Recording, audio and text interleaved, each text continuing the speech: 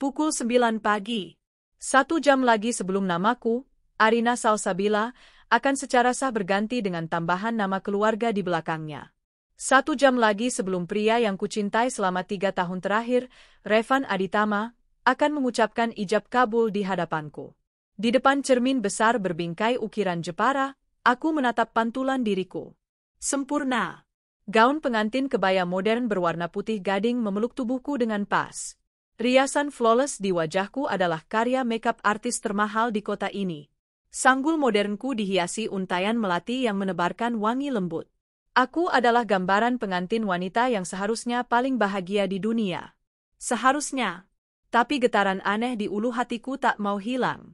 Jantungku berdebar bukan hanya karena gugup. Ada rasa cemas yang dingin, yang telah berusaha kutepis selama berminggu-minggu, kini kembali mencengkeramku. Aku meraih ponselku yang tergeletak di meja rias, di antara kotak-kotak perhiasan dan kelopak mawar. Kuabaikan pekikan tertahan dari perias dan ibuku. Layar ponsel menyala, menampilkan foto pre-wedding kami di Bromo. Revan memelukku dari belakang, tersenyum lebar. Senyum yang beberapa minggu terakhir ini jarang sekali kulihat. Jemariku membuka aplikasi WhatsApp. Arina, pukul 6.15 sedih pagi, calon suamiku. Deg-degan banget hari ini. Love you. Revan, pukul 7.30 sedih pagi. Arina, pukul 7.31 sedih itu aja? Hehe, kamu udah sarapan?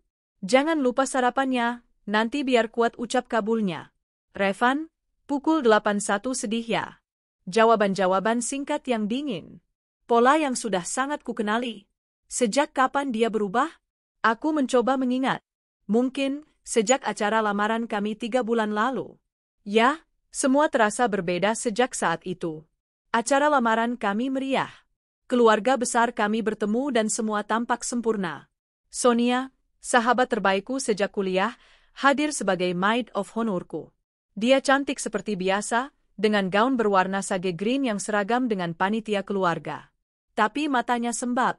Saat aku memeluknya, dia balas memelukku erat, nyaris putus asa. Dan aku bisa merasakan bahunya bergetar. Dia menangis. San, kamu kenapa? Tanyaku khawatir. Sonia menggeleng cepat, melepaskan pelukanku dan mengusap air matanya. Enggak. Aku cuma terharu, Arin. Sahabatku akhirnya nikah. Aku bahagia banget buat kamu, ucapnya sambil tersenyum, tapi senyum itu tak sampai ke matanya. Aku memakluminya saat itu. Menganggapnya sebagai tangis bahagia seorang sahabat. Betapa bodohnya aku. Setelah lamaran itu, aku mulai menyadari banyak hal. Sonia yang biasanya tak terpisahkan dariku, mulai sering membatalkan janji. Alasannya selalu ada, lembur, ibunya sakit, atau sekadar lagi nggak enak badan. Di saat yang sama, Revan juga semakin sibat. Keduanya sibuk di waktu yang bersamaan. Mas, kamu kok akhir-akhir ini kayak sering banget ya perginya sama Sonia? Tanyaku suatu sore, saat kami seharusnya sedang test food untuk catering. Revan baru datang 1 jam terlambat, dan aku tak sengaja melihat story Instagram Sonia yang sedang berada di kedai kopi yang sama dengan yang Revan sebutkan sebagai lokasi meetingnya. Revan langsung menatapku tajam. Maksud kamu apa? Aku ada urusan kerjaan sama dia. Perusahaan dia jadi salah satu vendor kita, kamu tahu itu. Tapi, kan nggak harus berdua terus, Mas. Minggu lalu kalian ke Bandung bareng, katanya survei vendor. Hari ini meeting lagi. Kamu cuma apa? Potongnya dingin. Cemburu? Arina, jangan kekanak-kanakan. Aku ini lagi kerja buat masa depan kita. Sonia itu sahabat kamu sendiri. Masa kamu curiga sama dia? Kamu nggak percaya sama aku? Aku terdiam. Tembakannya telat. Aku merasa bersalah. Tentu saja aku percaya Revan. Dan Sonia? Dia sahabatku. Mana mungkin? Maaf, Mas. Aku cuma kangen kita punya waktu berdua, cicitku pelan. Revan menghela napas, raut wajahnya melembut. Dia mengusap kepalaku. Maaf, aku lagi stres kerjaan. Udah, jangan cemburu lagi. Fokus aja sama persiapan nikah kita. Aku mengangguk dan mempertahankan hubungan itu. Aku menelan semua kecurigaanku bulat-bulat, meyakinkan diriku bahwa aku hanya seorang calon pengantin yang terlalu sensitif dan pencemburu. Padahal, semua bukti sudah ada di depan mata. Sonia yang semakin menjauh. Revan yang semakin dingin. Liburan-liburan, kantor, mereka yang tak pernah aku ketahui. Kwitansi hotel yang tak sengaja kutemukan di laci mobil Revan, yang dengan cepat dia rebut dan katakan itu adalah tagihan perjalanan dinas biasa. Aku bodoh. Aku dibutakan oleh cinta dan harapan akan sebuah pernikahan yang sempurna. Getaran ponsel di tanganku membuyarkanku dari lamunan pahit. Pukul 9.15. Ibuku masuk ke kamar dengan wajah cemas. Arin, kamu sudah coba telepon Revan? Rombongan keluarganya harusnya sudah berangkat dari hotel. Jantungku melompat ke tenggorokan. Tadi waku cuma dibaca, Bu, kataku gugup. Coba telepon sekarang. Bilang penghulu sudah hampir sampai. Dengan jari gemetar, aku menekan tombol panggil di nomor Revan. Nomor yang Anda tuju sedang tidak aktif atau berada di luar jangkauan. Lagi, nomor yang Anda tuju sedang tidak aktif. Nggak aktif, Bu. Kepanikan mulai menjalari suaraku. Riasanku yang sempurna tiba-tiba terasa tebal dan berat. Tenang, Nak. Mungkin baterainya habis. Coba telepon ibunya, kata ibuku, meski suaranya sendiri terdengar bergetar. Aku segera mencari nomor Tante Dewi, calon ibu mertuaku. Dering pertama, kedua, diangkat. Halo, Tante? Ini Arin. Rombongan sudah di... Arina. Ya Tuhan, Nak. Suara Tante Dewi di seberang sana terdengar panik, nyaris histeris. Ada suara keributan di latar belakang. Revan gak ada, Nak. Dia pergi. Duniaku seakan berhenti berputar. Apa maksud Tante? Pergi kemana? Mungkin lagi di jalan ke sini. Bukan, Arina. Dia kabur. Dia meninggalkan surat. Dia bilang dia nggak bisa nikahin kamu. Dia? Ya Tuhan, Baskara, tenangkan ayahmu. Tante Dewi berteriak, bukan padaku. Ponsel itu terjatuh dari tanganku, mendarat tanpa suara di atas karpet tebal. Kabur. Revan kabur. 1 jam sebelum pernikahan. Ibuku menatapku dengan ngeri. Ada apa, Nak? Aku tak bisa menjawab. Suaraku hilang. Ruangan yang tadinya sejuk oleh AC tiba-tiba terasa pengap. Gaun pengantin ini mencekikku. Di tengah kekacauan itu, pintu kamarku didobrak terbuka. Ayahku masuk dengan wajah merah padam, di belakangnya ada calon ayah mertuaku, Om Herman, yang menunduk lesu. Dan di belakang mereka, Baskara Aditama, kakak kandung Revan. Pria yang selalu dingin, pendiam, dan menatapku dengan cara yang tak pernah bisa ku mengerti. Dia berdiri kaku dalam setelan jas rapi yang seharusnya ia kenakan sebagai wali keluarga. Semua tamu sudah datang, kata ayahku dengan suara bergetar, lebih ditujukan pada keluarga Revan. Pesta sudah disiapkan. Penghulu sudah di depan. Apa yang harus kita katakan pada semua orang? Om Herman, ayah Revan, hanya bisa menggeleng. Maafkan kami, Pak. Maafkan anak kami yang tidak bertanggung jawab itu. Maaf tidak akan menyelesaikan masalah ini. Ini malu. Ini aib keluarga, teriak ayahku, kehilangan kendali. Di tengah badai itu, aku hanya terdiam. Mati rasa. Jadi, ini akhir dari mimpiku. Saat itulah, sebuah pesan masuk ke ponselku yang tergeletak. Notifikasinya menyala. Dari Sonia. Tanganku bergerak otomatis. Membuka pesan itu. Bukan kata-kata. Itu adalah sebuah foto. Foto test pack dengan 2 garis merah yang sangat jelas. Dan di bawah foto itu, sebuah pesan singkat. Sonia, pukul 9.25 sedih maaf. Arin. Aku hamil. Ini anak Revan. Kami sedang dalam perjalanan. Jangan cari kami. Arina. Arina. Suara ibuku terdengar jauh, seolah memanggil dari seberang lautan. Aku masih menatap layar ponsel di karpet. Foto test pack itu seolah membakar retinaku. Hamil. Sonia hamil. Anak Revan. Arina, sadar, Nak. Ibuku mengguncang bahuku, air matanya sudah luruh, merusak riasan mahalnya. Aku mendongak, menatap wajah-wajah panik di kamarku. Ayahku yang bersandar di dinding, memegangi dadanya. Om Herman yang tertunduk, dan Tante Dewi yang sudah luruh menangis di sofa. Dan Baskara.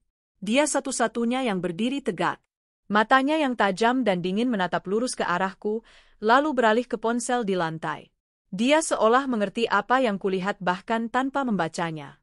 Mereka kabur bersama, desisku. Suaraku serak, hampa. Sonia sahabatku, dia hamil. Anak Revan.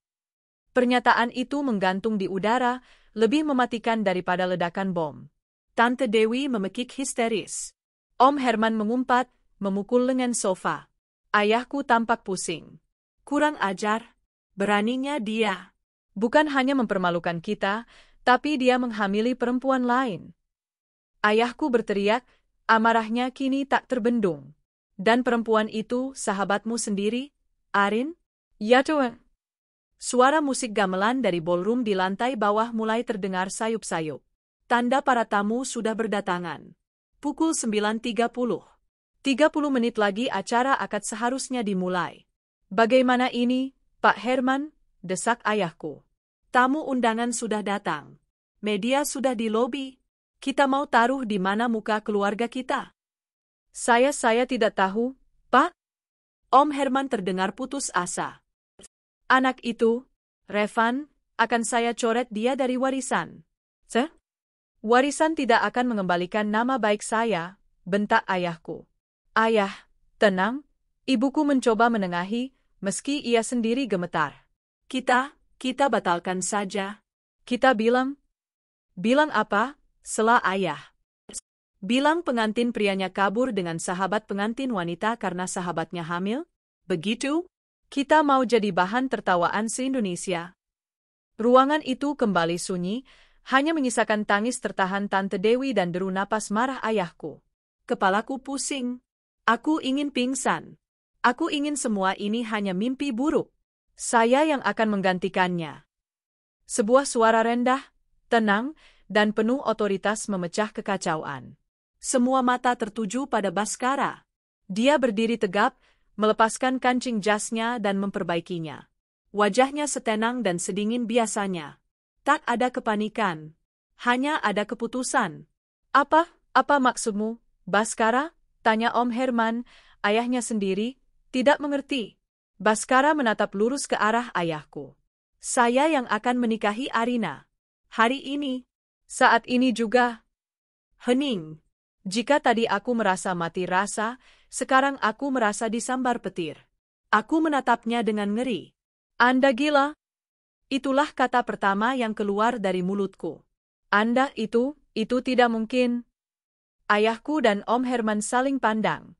Sebuah percikan harapan yang aneh tampak di mata mereka, sebuah harapan yang membuatku muak. Baskara, jangan main-main. Ujar Tante Dewi pelan. Saya tidak main-main, Bu, jawab Baskara tegas. Ini satu-satunya jalan. Tamu sudah datang, penghulu sudah menunggu. Nama baik keluarga Aditama dan keluarga Salsabila dipertaruhkan. Kita tidak bisa mundur. Biar saya yang mengambil alih tanggung jawab yang ditinggalkan Revan. Tapi Arina. Ibuku menatapku cemas. Nak, kamu? Saya tidak mau, teriakku. Air mata yang sejak tadi kutahan akhirnya tumpah. Bukan air mata kesedihan karena Revan, tapi air mata amarah dan rasa terhina. Kalian pikir aku ini apa? Barang yang bisa dialihkan? Setelah dipermalukan aditnya, sekarang aku harus menikah dengan kakaknya? Aku tidak cinta sama dia. Aku bahkan tidak kenal dia. Arina, bentak ayahku. Jaga bicaramu. Ayah yang seharusnya sadar, balasku. Aku baru saja dihianati. Dihianati pria yang akan kunikahi dan sahabatku sendiri. Dan sekarang ayah mau aku menikah dengan pria lain yang tidak kukenal hanya demi nama baik. Di mana hati kalian? Aku terisak, tubuhku luruh ke lantai. Gaun pengingantinku yang indah terasa seperti baju zirah yang membelenggu. Baskara berjalan mendekat. Dia berjongkok di hadapanku, membuatku terpaksa menatap matanya. Mata elang itu menatapku tajam, tapi anehnya, aku tidak melihat penghinaan di sana. Aku melihat sesuatu yang lain, sesuatu yang dalam dan tak terbaca. Arina Salsabila, panggilnya dengan suara rendah yang membuatku meremang. Saya tahu ini gila. Saya tahu kamu hancur. Tapi di luar ruangan ini, ada ratusan tamu. Ada reputasi kedua keluarga kita. Kamu bisa memilih untuk menangis di sini, membiarkan semua orang tahu kita hancur dan menjadi bahan tertawaan. Dia berhenti sejenak, membiarkan kata-katanya meresap. Atau, lanjutnya, kamu bisa berdiri, hapus air matamu, dan berjalan ke altar bersamaku. Kita lewati hari ini. Kita selamatkan apa yang tersisa. Setelah itu, kita bicarakan lagi. Tapi untuk sekarang, ini satu-satunya jalan keluar yang tidak akan menghancurkan semua orang. Aku menatapnya, mencari kebohongan di matanya. Tapi yang kutemukan hanya tekad yang dingin dan kokoh. Dia benar. Pilihan apa yang kumiliki? Membatalkan pernikahan dan menanggung malu seumur hidup? Atau menikah dengan pria asing ini? Ayahku menatapku penuh harap. Ibuku menatapku penuh kasihan. Calon mertuaku menatapku penuh rasa bersalah. Mereka semua menempatkan beban dunia di pundakku. Aku? Suaraku bergetar. Aku? Penghulu sudah bertanya, Pak? Tiba-tiba seorang panitia masuk dengan wajah tegang. Sudah jam 10 kurang 15? Beri kami waktu, balas ayahku. Baskara mengulurkan tangannya padaku. Tangan yang besar, hangat, dan stabil. Waktu kita habis, Arina. Yes or no? Aku menatap tangan itu. Lalu aku menatap wajah dingin pria yang kelak akan kupanggil suami. Dengan napas yang tercekat dan hati yang hancur berkeping-keping, aku meletakkan tanganku yang gemetar di atas tangannya. Ya, bisikku. Baskara tersenyum. Bukan. Itu bukan senyuman. Itu hanya tarikan tipis di sudut bibirnya. Dia menarikku berdiri dengan satu gerakan mudah. Bagus, katanya. Dia menoleh ke perias. Perbaiki riasannya. Cepat. Lalu dia menatap ayahku. Pak, Om, Bu, Tante. Segera turun. Umumkan ada sedikit perubahan. Nama pengantin prianya adalah Baskara Aditama, bukan Revan Aditama.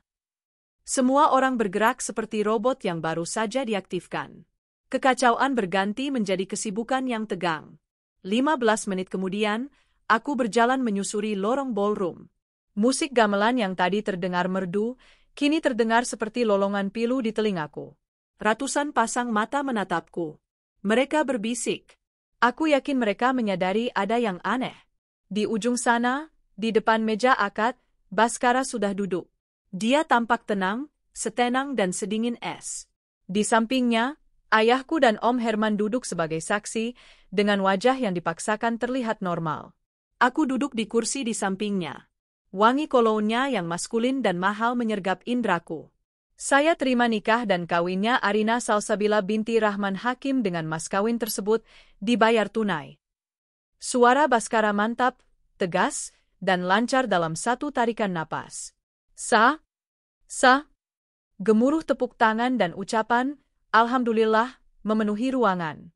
Tapi di telingaku, yang kudengar hanyalah suara palu godam yang menghancurkan sisa-sisa hatiku.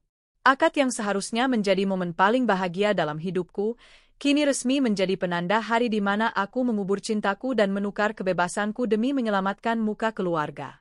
Aku kini resmi menjadi istri Baskara Aditama. Pria yang tak kucintai. Kakak dari pria yang menghancurkanku.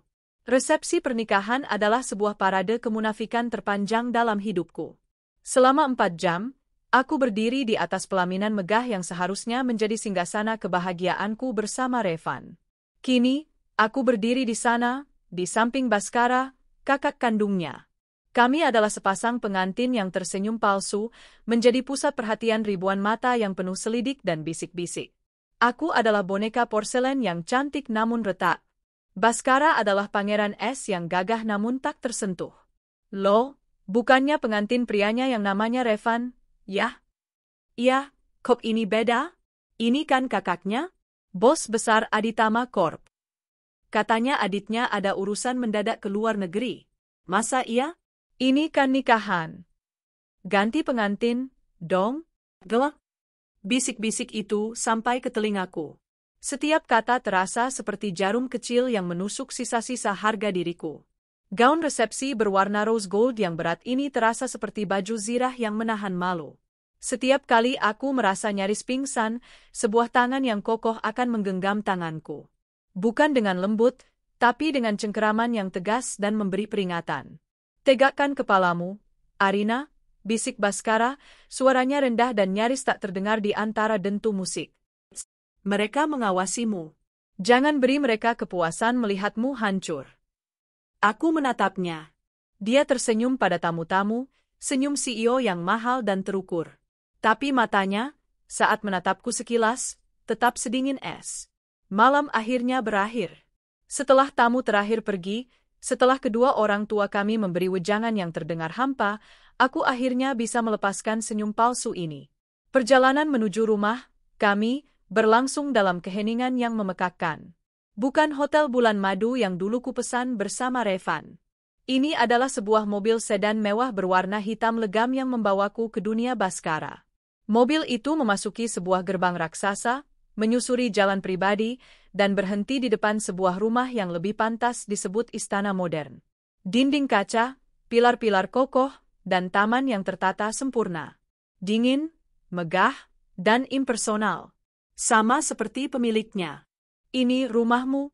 Tanyaku pelan, suaraku serak. Rumah kita, koreksinya singkat, tanpa menatapku. Seorang pelayan membukakan pintu mobil. Baskara turun lebih dulu, dia berjalan masuk tanpa menungguku. Aku, masih dengan gaun beratku, terpaksa tertatih-tatih mengikutinya di belakang. Para pelayan berjejer rapi di lobi utama, menunduk hormat. Selamat datang, Tuan, Nyonya. Nyonya.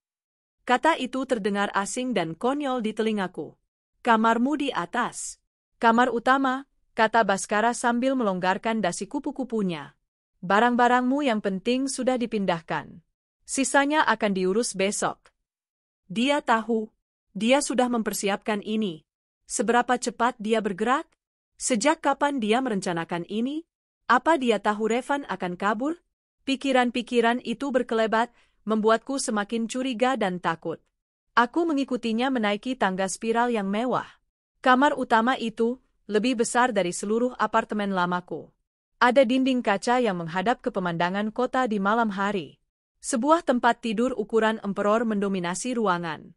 Jantungku berdebar kencang. Kali ini karena alasan yang berbeda. Ketakutan. Kami memang sudah sah. Dia suamiku. Apa-apa dia akan menuntut haknya? Aku berdiri kaku di tengah ruangan, memegangi buket pengantinku yang sudah layu. Baskara menatapku. Tatapan dinginnya seolah memindai seluruh tubuhku, membuatku merasa telanjang dan rapuh. Dia berjalan ke lemari walk-in closet yang sangat besar. Sisi kiri sudah diisi pakaianmu. Baju ganti dan piyama ada di laci kedua. Kamar mandi di sana. Dia menunjuk sebuah pintu kayu besar. Mandilah. Kamu pasti lelah. Dia berbicara seolah sedang memberi instruksi pada asistennya di kantor. Aku tidak membuang waktu. Aku bergegas masuk ke kamar mandi, mengunci pintunya. Baru di sanalah aku bisa bernapas. Aku bersandar di pintu marmer yang dingin, dan akhirnya, tangisku pecah. Bukan tangis histeris, tapi tangis hening yang menyakitkan. Aku menatap pantulanku di cermin raksasa. Pengantin yang hancur. Aku menyalakan shower dengan air terpanas, berharap air itu bisa menghapus jejak hari ini. Menghapus riasan, menghapus wangi melati, menghapus rasa malu, dan menghapus kenangan Revan dan Sonia. 1 jam kemudian, aku keluar. Aku sudah menghapus semua riasan, rambutku tergerai basah, dan aku memakai piyama satin sederhana yang jelas bukan milikku, pasti disiapkan oleh asisten Baskara. Aku terkejut melihat apa yang ada di kamar. Baskara sudah berganti pakaian dengan kaos hitam polos dan celana piyama abu-abu, sedang meletakkan sebuah guling panjang di tengah-tengah tempat tidur. Dia menoleh saat mendengar langkahku. Untuk sesaat, tatapannya melembut. Hanya sesaat. Saya tidak akan menyentuhmu, Arina, katanya datar, seolah menjawab pertanyaan yang tak terucap di mataku. Saya tahu kamu menikah bukan karena cinta. Saya hanya butuh pernikahan ini untuk menyelamatkan muka keluarga. Dan kamu butuh perlindungan. Aku terdiam, memeluk diriku sendiri. Kamu tidur di sisi kanan. Saya di kiri, lanjutnya. Guling itu menjadi pemisah yang jelas, sebuah perbatasan yang tak boleh dilewati. Dia berjalan ke sisi tempat tidurnya, duduk, dan membuka laptopnya. Cahaya layar itu menerangi wajah tampannya yang kaku. Seorang CEO sejati, bahkan di malam pernikahannya. Aku naik ke tempat tidur, ke sisi yang ditunjukkannya. Aku menarik selimut sampai ke leher, membelakangi dia. Rasanya sangat aneh. Berbagi tempat tidur dengan pria asing. Hening. Hanya terdengar suara ketukan jari Bhaskara di keyboard laptopnya. Aku tidak bisa tidur. Pikiranku terlalu kacau. Kenapa? Bisikku akhirnya ke dalam kegelapan. Suara ketikan berhenti. Kenapa apa? Balasnya. Kenapa kamu mau melakukan ini? Aku memberanikan diri berbalik, menatap punggungnya. Kamu pria sukses, kaya, CEO. Kamu bisa mendapatkan wanita manapun. Kenapa kamu mau menikahiku? Pengantin sisa adikmu. Bhaskara menutup laptopnya. Ruangan menjadi gelap total, kecuali cahaya bulan dari jendela raksasa. Dia berbalik, menghadapku, meski terhalang oleh benteng guling di antara kami. Ada keheningan yang panjang. Aku bisa mendengar detak jantungku sendiri. Karena aku sudah lama memperhatikanmu, ucapnya pelan. Suaranya kehilangan nada dinginnya, berganti menjadi sesuatu yang lelah. Apa maksudmu? 3 tahun lalu, katanya. Saat Revan pertama kali membawamu ke acara makan malam keluarga. Kamu datang dengan senyum tulus, membawakan ibuku kue buatanmu. Kamu satu-satunya wanita yang Revan bawa yang benar-benar tulus, bukan mengincar hartanya. Aku tertegun. Aku ingat malam itu. Aku sangat gugup. Bhaskara ada di sana, duduk di ujung meja, mengamatiku dalam diam. Revan bilang dia kakak yang kaku dan tidak penting.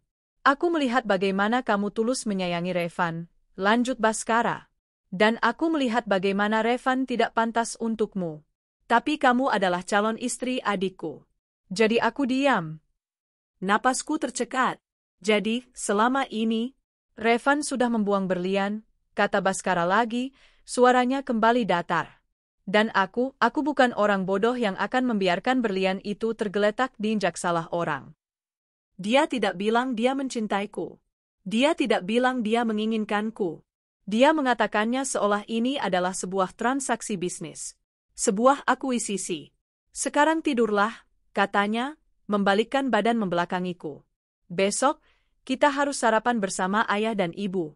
Drama ini belum selesai. Aku menatap punggungnya yang lebar dan kokoh.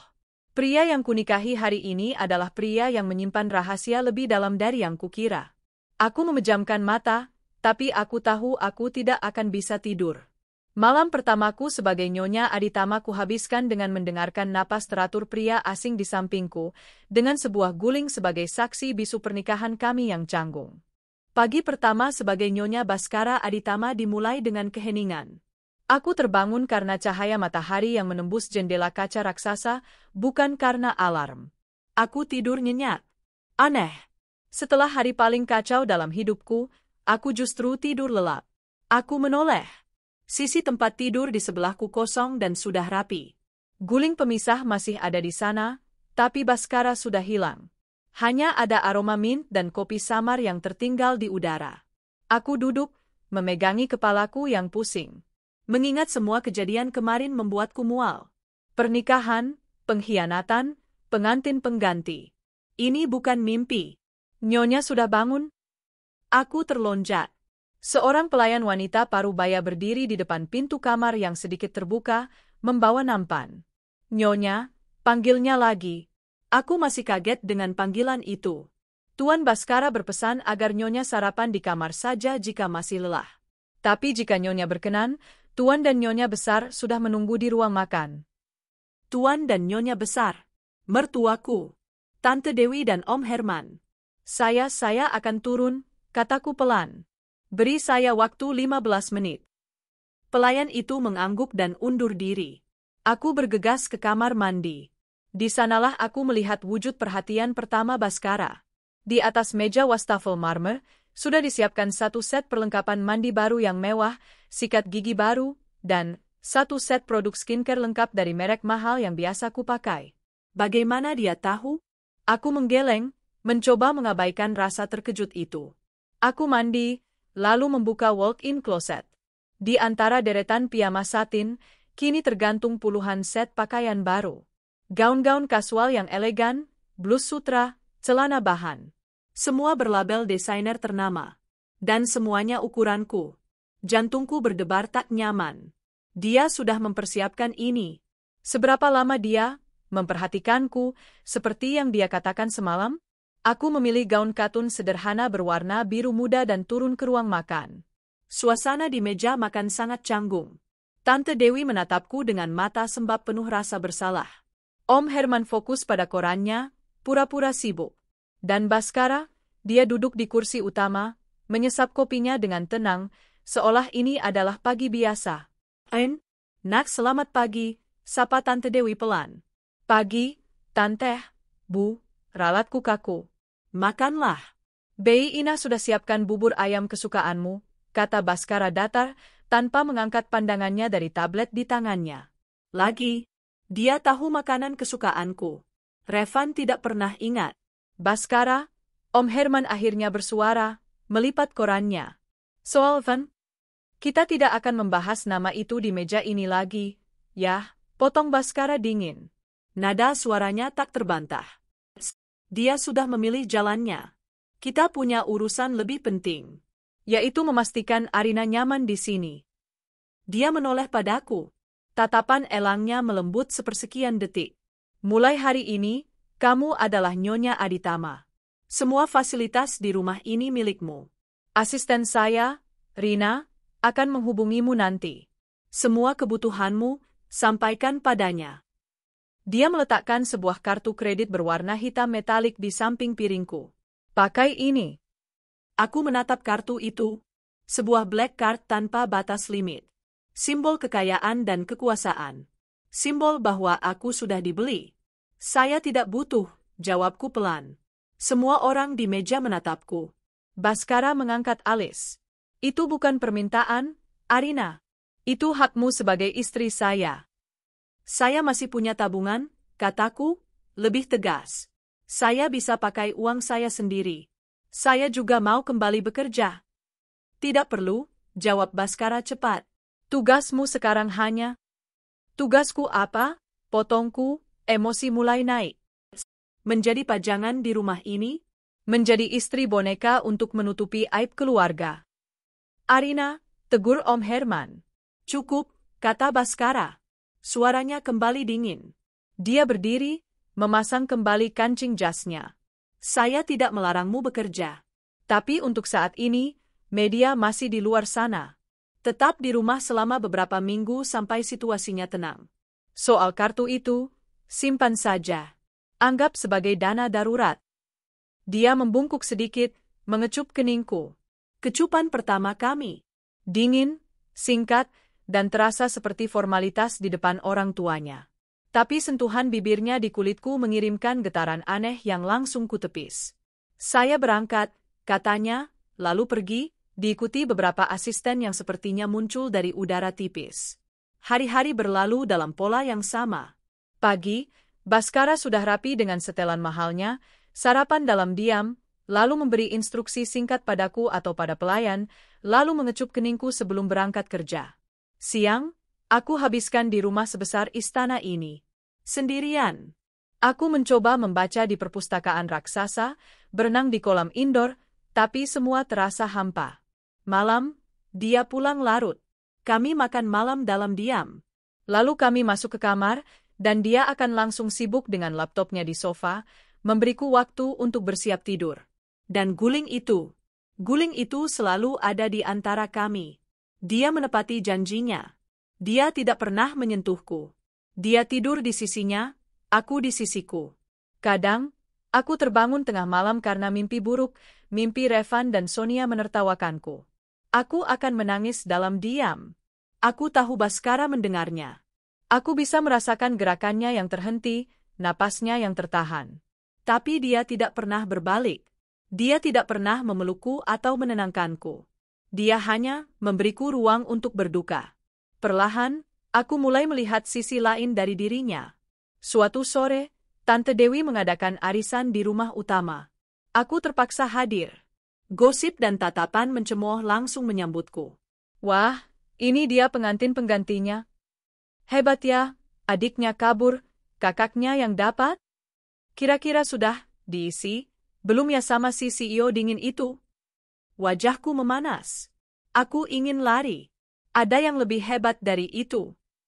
Suara Baskara yang dingin tiba-tiba terdengar dari belakangku. Dia pulang lebih awal. Seluruh ruangan mendadak senyap. Baskara berjalan santai, merangkul pinggangku posesif, menarikku mendekat ke tubuhnya yang hangat. Yang lebih hebat adalah, bagaimana saya bisa begitu beruntung mendapatkan istri secantik dan sebaik Arina. Sementara adik saya terlalu bodoh untuk melihatnya. Dia menatap para wanita sosialita itu dengan tatapan tajam. Perkenalkan, istri saya, Arina Salsabila Aditama. Satu-satunya nyonya besar di Aditama Corp. Saya harap ibu-ibu sekalian bisa menghormatinya seperti kalian menghormati saya. Dia tersenyum dingin. Atau mungkin lebih dari itu. Semua terdiam. Para wanita yang tadi bergosip kini menunduk, salah tingkah. Baskara menatapku. Ayo pulang. Kamu tidak cocok di tempat beracun seperti ini. Dia menggenggam tanganku dan membawaku pergi dari sana, meninggalkan Tante Dewi yang tampak bingung sekaligus kagum. Malam itu, sesuatu dalam diriku bergeser. Di kamar, aku menatapnya yang sedang melonggarkan dasi di depan cermin. Terima kasih, cicitku pelan. Dia menatap pantulan diriku di cermin. Saya hanya melindungi apa yang menjadi milik saya. Aku bukan barang milikmu, Baskara. Dia berbalik, menatapku lurus. Benar, kamu istri saya. Dia berjalan mendekat. Untuk pertama kalinya, aku tidak merasa takut. Aku hanya berdiri di sana saat dia mengulurkan tangan, menyentuh pipiku. Ibu jarinya mengusap bekas air mata yang tak sadar tadi menetes. Jangan menangis karena mereka, katanya pelan. Mereka tidak sepadan dengan air matamu. Jantungku berdebar sangat kencang. Pria ini, yang dingin seperti es di luar, ternyata memiliki kehangatan yang tersembunyi. Malam itu, aku tidur seperti biasa. Tapi saat aku terbangun tengah malam karena mimpi buruk lagi, aku merasakan sesuatu yang berbeda. Baskara masih di sisinya, tapi tangannya terulur di atas guling, menggenggam tanganku erat. Dia menggenggamku bahkan dalam tidurnya. Hatiku yang beku mulai retak. Bulan-bulan berlalu. Aku mulai luluh. Aku mulai menerima perhatiannya. Aku mulai terbiasa dengan kehadirannya. Aku mulai jatuh cinta. Aku jatuh cinta pada caranya membelikan novel terbaru penulis favoritku tanpa ku minta. Aku jatuh cinta pada caranya menyuruh Koki memasak sup hangat saat aku sedang menstruasi. Aku jatuh cinta pada caranya memijat pelipisku saat aku pusing, sambil tetap fokus pada layar laptopnya. Dia pria yang irit kata, tapi tindakannya berbicara ribuan bahasa cinta. Suatu malam, 6 bulan setelah pernikahan kami, hujan turun deras di luar. Baskara pulang lebih awal, basah kuyup karena baru saja meninjau proyek. Aku menyambutnya dengan handuk kering dan secangkir teh jahe hangat. Dia menatapku, terkejut. Biasanya aku hanya menunggu di kamar. Mandilah, nanti masuk angin, kataku, berusaha terdengar biasa saja, meski jantungku berdebar. Dia hanya mengangguk, mengambil handuk dariku. Malam itu, saat kami berbaring di tempat tidur, keheningannya terasa berbeda. Tidak canggung, tapi penuh antisipasi. Arina, panggilnya pelan. Aku berbalik menghadapnya. Guling ini, katanya. Rasanya semakin mengganggu. Aku tersenyum. Senyum tulus pertama yang kuberikan padanya. Dengan satu gerakan, aku menarik guling itu dari antara kami dan melemparkannya ke lantai. Mata Baskara berkilat.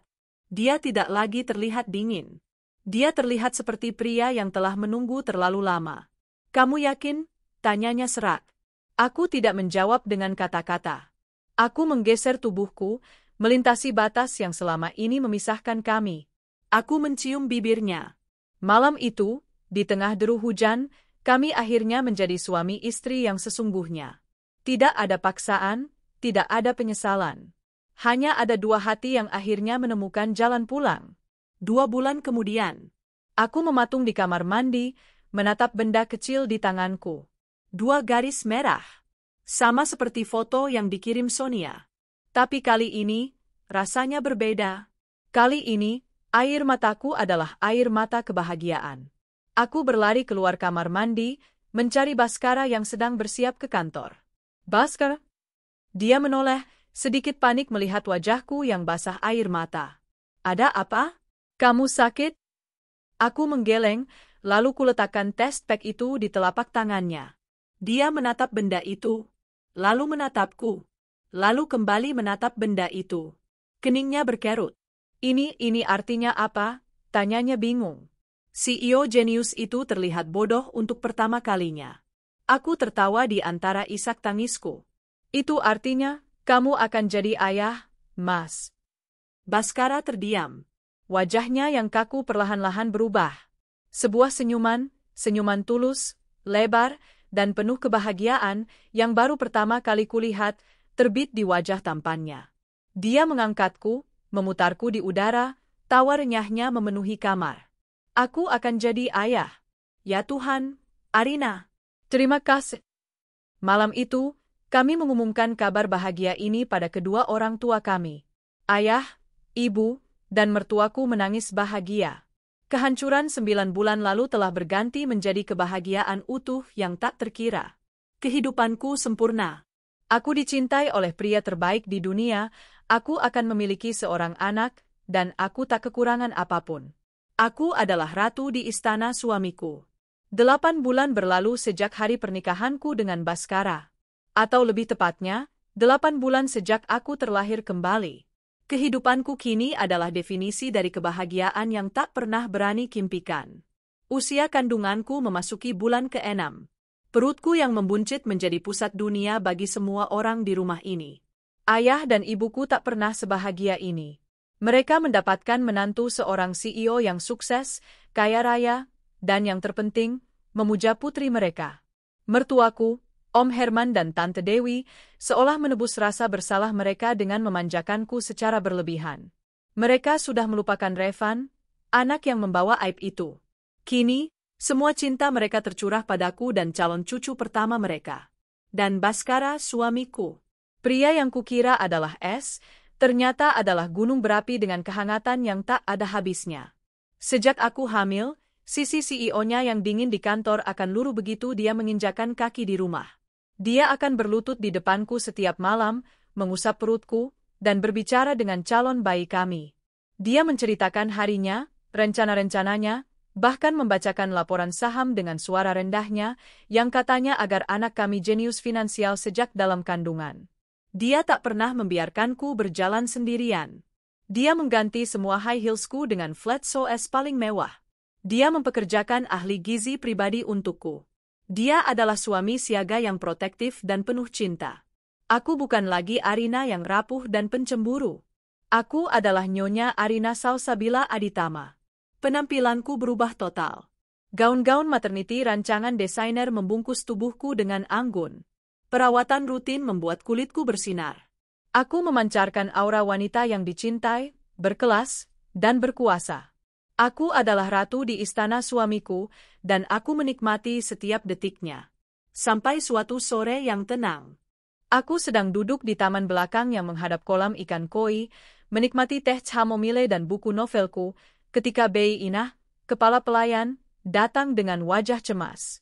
Permisi, Nyonya. Ada tamu di depan. Aku mengangkat alisku. Siapa, Bei? Tamu Mas Baskara?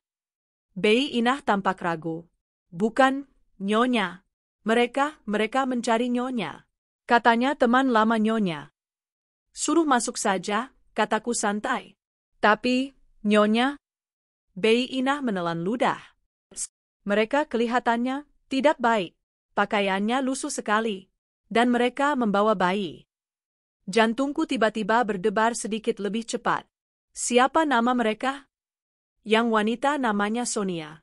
Dan yang pria, dia bilang namanya Revan. Duniaku berhenti berputar selama 3 detik.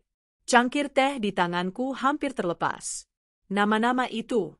Nama-nama yang sudah kukubur dalam-dalam di lubang paling gelap di hatiku. Nyonya, panggil Bei Inah, cemas melihatku pucat. Aku menarik napas dalam-dalam, mengelus perutku untuk menenangkan diriku dan bayiku. Aku bukan Arina yang dulu. Aku tidak akan lari. Biarkan mereka masuk, kataku dengan suara yang kuusahakan tetap tenang. Bawa mereka ke ruang tamu keluarga. Bukan ruang tamu utama. Ruang tamu keluarga adalah ruangan yang lebih kecil, lebih privat. Aku ingin melihat mereka dari dekat. Baik, Nyonya. 10 menit kemudian, aku berjalan menuruni tangga utama. Aku sengaja mengambil waktu, merapikan rambutku, dan memastikan gaun sutra emeraldku terpasang sempurna. Aku berdiri di ambang pintu ruang tamu keluarga dan mematung. Pemandangan di depanku lebih mengejutkan daripada yang kubayangkan. Mereka ada di sana. Duduk di tepi sofa mewah, tampak sangat kerdil dan salah tempat. Revan, pria yang dulu gagah dan modis, kini terlihat kurus. Rambutnya gondrong tak terurus, kumis tipis dan jenggot menghiasi wajahnya yang kusam. Kemejanya lecek dan warnanya pudar. Dan Sonia. Ya Tuhan, Sonia. Sahabatku yang cantik dan selalu fashionable itu hilang. Gantinya adalah wanita dengan mata lelah, kantung mata hitam pekat, dan rambut kering yang diikat asal-asalan. Dia memakai daster kusam, dan di pangkuannya ada seorang bayi kurus yang terbungkus kain bedong yang juga kusam. Bayi itu merengek pelan. Mereka berdua mendongak saat menyadari kehadiranku. Mata mereka membelalak. Rahang mereka jatuh. Aku bisa melihat dengan jelas apa yang mereka lihat. Mereka tidak melihat Arina yang hancur dan gagal nikah. Mereka melihat wanita hamil yang anggun, bercahaya, memakai perhiasan berlian yang berkilau samar di telinganya, berdiri di puncak tangga rumah yang lebih besar dari impian terliar mereka. Mereka syok, terutama Revan. Matanya menatapku tak percaya, dari ujung rambut hingga ujung kakiku. Lalu tatapannya terpaku pada perut buncitku. Ada rasa sakit, penyesalan, dan iri yang begitu kentara di matanya. Suara Revan terdengar serak. Dia berdiri dengan kaku. Kamu tinggal di sini. Aku berjalan melewatinya tanpa menjawab. Aku duduk di kursi tunggal yang paling besar di ruangan itu, kursi ratu, yang berhadapan langsung dengan mereka. Aku menyilangkan kakiku dengan anggun, sejauh perutku mengizinkan. Ada perlu apa kalian datang ke sini? Tanyaku dingin. Suaraku sendiri terdengar asing di telingaku. Tenang, berkuasa, dan tanpa emosi. Sonia tersentak. Dia menunduk, tak berani menatapku. Tangannya sibuk menenangkan bayinya yang mulai menangis. Arin, ini rumah siapa? Revan bertanya lagi, matanya masih berkeliaran ke langit-langit yang tinggi. Kamu kerja di sini? Kamu di simpanan? Aku tertawa. Tawa kecil yang dingin dan meremehkan. Kerja? Ulangku. Simpanan? Kamu pikir aku serendah itu, Revan? Lalu bagaimana bisa kamu? Tuan dan Nyonya ada di rumah. Tiba-tiba suara Bei Inah terdengar panik dari pintu. Pintu ruang tamu terbuka lebih lebar, dan Baskara masuk. Masih dengan setelan kerjanya yang mahal, dia tampak seperti dewa di sebelah Revan yang lusuh. Di belakangnya, Tante Dewi dan Om Herman mengikuti dengan wajah tegang. Revan dan Sonia membeku. Mas? Revan menatap Baskara dengan ngeri. Kenapa kamu di sini? Baskara tidak menjawab. Dia berjalan lurus ke arahku, mengabaikan adiknya seolah dia adalah udara. Dia berlutut di depanku, persis seperti yang biasa dia lakukan. Kamu baik-baik saja, sayang? Tanyanya lembut, matanya hanya tertuju padaku, penuh cinta dan kekhawatiran. Dia mengulurkan tangan mengelus perutku. Baik, kita nggak kaget, kan? Aku tersenyum padanya, senyum tulus. Kami baik-baik saja, Mas?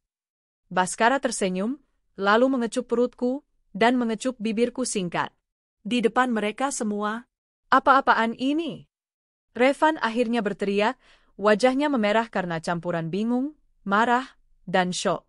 Baskara, Arina, apa yang kalian lakukan?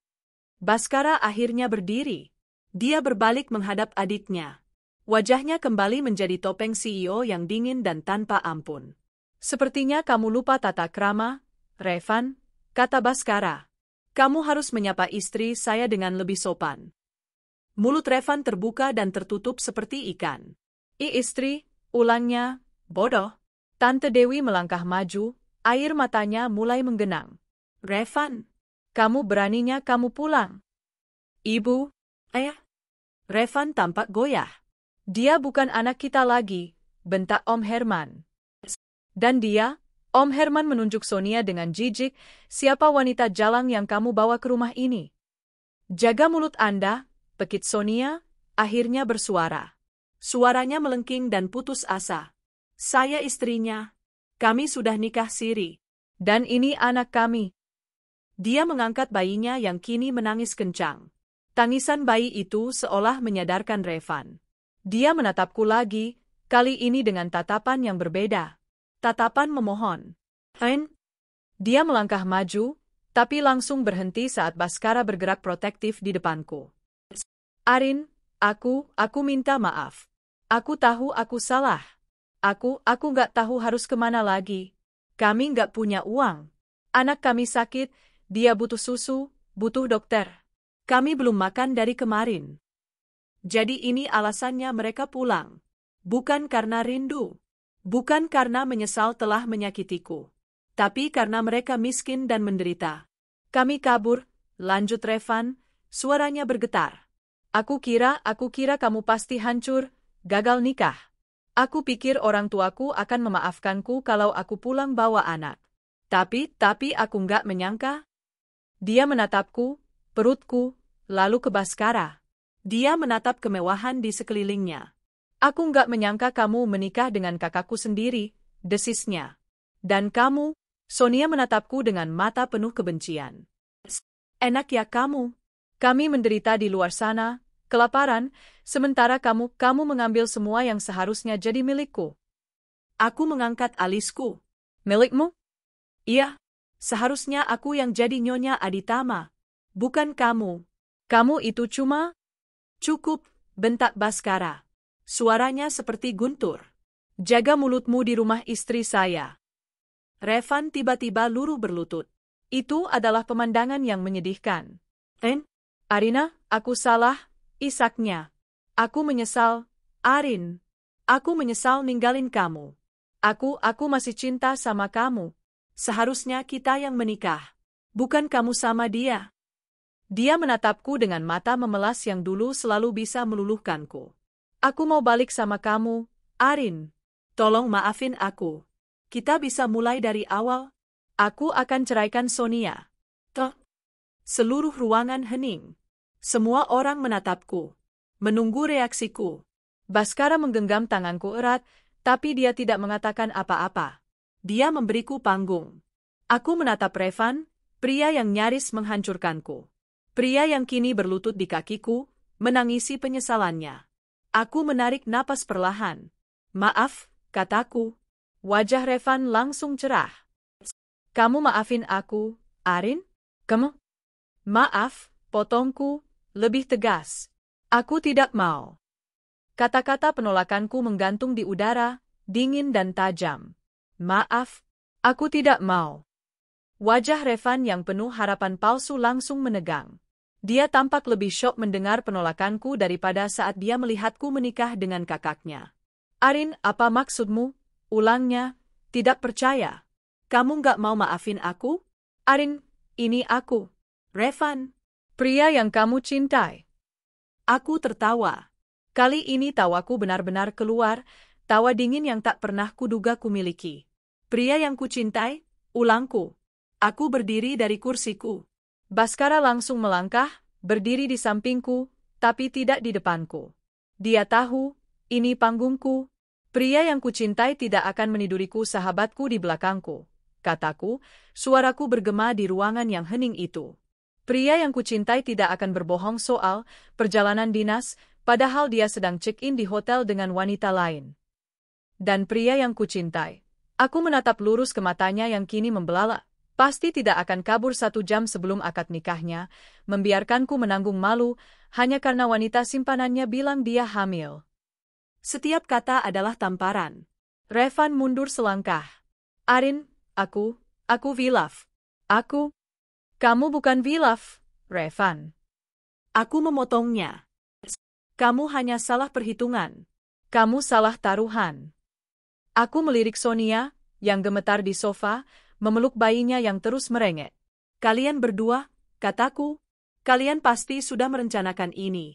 Kabur bersama, menunggu uangku habis untuk pesta pernikahan, lalu kalian akan pulang saat aku hancur dan depresi, berharap keluargamu akan kasihan. Kamu akan bilang aku gila, dan kamu akan membawa istri dan anak barumu ini masuk ke rumah. Wajah Revan yang pucat pasi membenarkan semua teoriku. Tapi taruhan kalian salah, lanjutku, suaraku melembut, membuatnya semakin menakutkan. Kamu tidak menyangka aku akan baik-baik saja. Kamu tidak menyangka aku akan menikah. Dan yang paling tidak kamu sangka, kamu tidak menyangka bahwa pengantin penggantiku adalah pria yang jauh lebih baik, lebih kaya, dan lebih berkuasa darimu. Aku berbalik dan tersenyum pada Baskara. Bukan begitu, Mas? Baskara mengangguk singkat, matanya berkilat bangga. Kamu? Melihat Revan kalah telak, Sonia akhirnya meledak. Dia berdiri tiba-tiba, membuat bayinya menangis lebih kencang. Kamu yang jalang, Arina, pekiknya, suaranya melengking histeris. Kamu licik. Kamu pasti sudah merencanakan ini. Kamu menggoda Mas Baskara di belakang Revan. Kamu merebut semua ini. Dia menunjuk ke sekeliling ruangan. Ini seharusnya rumahku. Kemewahan ini seharusnya jadi milikku. Kamu cuma barang bekas adiknya. Beraninya kamu. Dia melangkah maju, tangannya terangkat, seolah ingin menjambakku. Dia tidak sampai satu langkah. Suara Baskara yang membentak seperti guntur, membuat Sonia membeku di tempat. Dua pria berseragam hitam yang sejak tadi berdiri di luar pintu, langsung masuk, memegangi lengan Sonia. Lepaskan aku. Bajingan. Ini rumah mertuaku. Lepas. Sonia meronta-ronta. Mertua? Aku berjalan mendekatinya, kini aku yang menatapnya dari atas. Dia sudah mati kutu, tertangkap basah. Sonia, dulu kamu sahabatku. Kukira kamu pintar. Tapi ternyata kamu bodoh sekali, kataku pelan, seolah sedang mengobrol biasa. Apa katamu? Kamu menukar persahabatan kita, kataku. Kamu menukar harga dirimu. Kamu menukar masa depanmu. Untuk apa? Untuk pria ini. Aku menunjuk Revan dengan daguku. Pria yang bahkan tidak bisa membelikan anaknya susu. Wajah Sonia berubah. Kamu pikir kamu menang karena kamu hamil anaknya? Kamu pikir kamu bisa mengunci Revan? Dan kamu pikir Revan bisa mengunci warisan keluarga Aditama? Aku tertawa sinis. Kamu salah besar, San. Kamu tidak tahu apa-apa. Revan itu pewaris. Dia bukan pewaris, kataku tegas. Dia hanya anak manja yang hidup dari uang kakaknya. Pria yang kamu perjuangkan sampai merusak hidupmu itu, asetnya nol. Utangnya banyak. Aku tersenyum manis. Sedangkan aku tidak perlu merebut. Aku dipilih. Aku dipilih oleh pria yang memiliki segalanya. Pria yang namanya ada di atas semua aset perusahaan ini. Aku mencondongkan tubuh lebih dekat. Kamu menyebutku barang bekas? Mungkin. Tapi aku barang bekas yang dipungut oleh kolektor berlian. Sementara kamu adalah sampah baru yang bahkan tidak dilirik oleh pemulung. Plak. Sonia, dengan sisa tenaganya, berhasil melepaskan satu tangannya dan menamparku. Ruangan itu hening seketika. Pipiku panas. Tapi aku tidak gentar. Aku hanya menatapnya, dingin. Baskara bergerak sangat cepat. Dia mendorongku ke belakang tubuhnya, melindungiku. Wajahnya yang biasanya tenang kini mengeras karena amarah. Beraninya kamu menyentuh istriku. Om Herman dan Tante Dewi juga terlonjak kaget. Sonia, jaga tanganmu. Usir mereka, kata Baskara kepada Satpam, suaranya sedingin es di kutub utara. Sekarang, Mas Baskara, jangan. Revan kembali berlutut, kali ini dia merangkak, mencoba memegang kaki Baskara. Mas, aku minta maaf. Tolong jangan usir kami. Kami nggak punya tempat tinggal. Anakku sakit, Mas. Tolong. Tangisan bayi itu semakin kencang, menyayat hati. Tante Dewi tidak tahan. Baskara? Herman, kasihan, isak Tante Dewi, menunjuk bayi yang digendong Sonia. Dia cucu kita. Dia tidak berdosa. Ini dia. Momen kelemahan seorang nenek. Revan dan Sonia tahu ini. Mereka menggunakan bayi itu sebagai tameng. Revan semakin menjadi-jadi. Iya, Bu. Tolong, Bu. Demi cucu ibu. Kami nggak minta banyak, kami cuma perlu tempat tinggal dan makan. Baskara menatapku. Lagi, dia menyerahkan keputusan padaku. Ini adalah ujian. Apakah aku akan menjadi wanita picik yang menyiksa bayi tak berdosa? Atau aku akan menjadi wanita bodoh yang membiarkan parasit kembali? Aku harus memilih jalan tengah. Aku menarik napas. Mas Baskara, panggilku lembut. Suamiku menoleh padaku, amarah di matanya sedikit mereda. Bayi itu tidak salah, kataku, mengulang ucapan Tante Dewi. Dia, keponakanku. Baskara mengerti. Dia berbalik menghadap Revan yang masih berlutut. Baik. Demi keponakanmu yang sedang dikandung Arina, dia sengaja menekankan kata itu, dan demi bayi yang tidak berdosa itu, kalian boleh tinggal. Wajah Revan dan Sonia sedikit cerah. Tapi, lanjut Baskara. Bukan di sini. Dia mengeluarkan ponselnya. Rina, carikan rumah kontrakan petak yang paling murah di daerah pinggir kota. Cukup untuk 3 orang. Segera. Wajah Revan kembali pucat. Rumah petak? Mas, aku ini. Kamu ini siapa? Potong Baskara. Kamu bukan lagi keluarga Aditama. Kamu sudah dicoret dari kartu keluarga oleh ayah. Om Herman mengangguk tegas. Benar. Kamu bukan anakku lagi. Mas, tapi asetku? ATM-ku? Trust fund-ku? Tanya Revan panik. Baskara tersenyum dingin. Oh, itu. Rina, katanya lagi di telepon. Bekukan semua trust fund atas nama Revan Aditama. Tarik mobil perusahaan yang dia pakai. Batalkan semua kartu kredit tambahannya. Semua aset yang pernah kuberikan atas namanya, alihkan kembali sebagai aset perusahaan. Jangan, Mas. Itu uangku, teriak Revan. Itu uang perusahaan yang kupinjamkan padamu karena kamu adikku, balas Baskara. Sekarang, kamu bukan siapa-siapa. Kamu akan dapat tunjangan bulanan. Cukup untuk membeli susu formula merek paling murah dan popok kain untuk anakmu. Uang itu akan ditransfer langsung ke warung sembako dekat kontrakanmu. Kalian tidak akan memegang uang tunai sepeser pun. Revan dan Sonia ternganga. Mereka hancur. Ini adalah hukuman yang lebih kejam dari sekadar diusir. Mereka akan hidup, tapi dalam kemiskinan yang terhina. Kalian tidak akan pernah menginjakkan kaki di rumah ini lagi, kataku, mengambil kata penutup. Kalian tidak akan bertemu ayah dan ibu lagi. Dan jika kalian berani menggangguku atau suamiku lagi, aku pribadi, aku tersenyum, akan memastikan kalian berakhir di jalanan. Satpam, bawa mereka, perintah Baskara. Kedua satpam itu tidak lagi ragu. Mereka menyeret Revan yang lemas dan Sonia yang menangis histeris keluar dari istanaku. Aku berdiri di sana, di samping suamiku, mengelus perutku. Aku gemetar, bukan karena takut, tapi karena adrenalin kemenangan. Aku bukan lagi wanita bodoh yang menangis.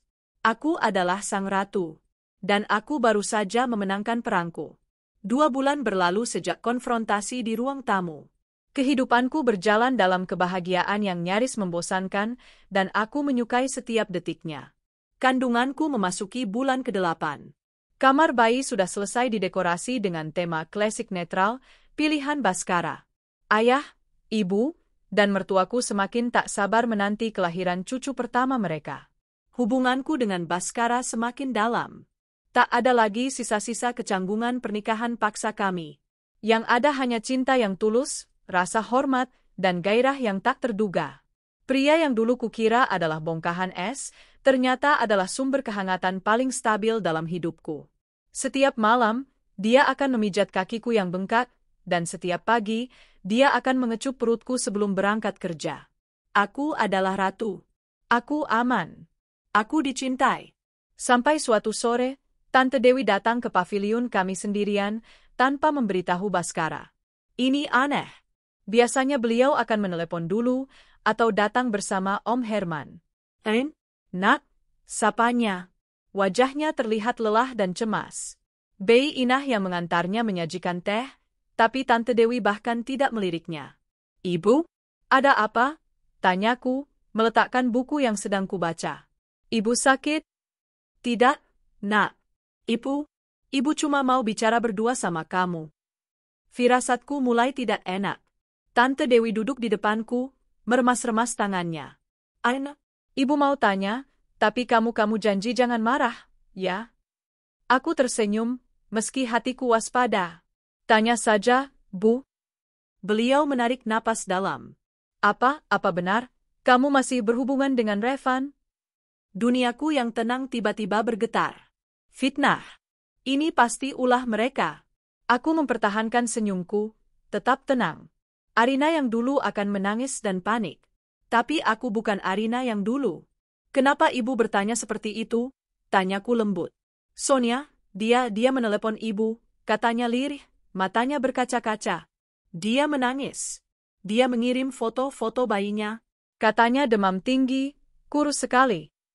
Lalu, tanyaku, suaraku masih setenang danau. Dia bilang tunjangan dari Baskara tidak pernah sampai penuh. Dia bilang kamu yang menyuruh orang untuk menahannya. Dia bilang kamu sengaja membuat mereka kelaparan.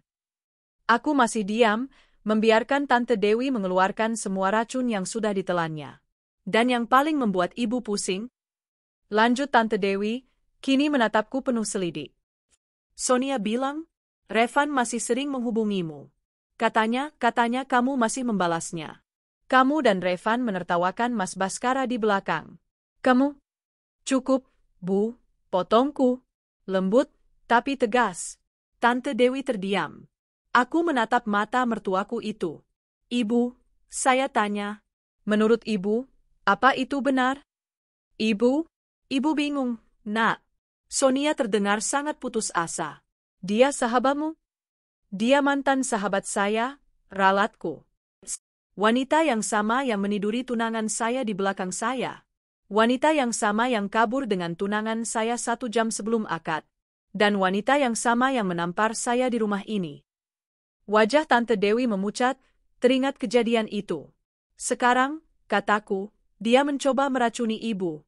Karena dia tahu, ibu adalah satu-satunya yang masih punya belas kasihan. Tapi bayinya, Arin, dia tidak berdosa? Bayi itu memang tidak berdosa, aku setuju.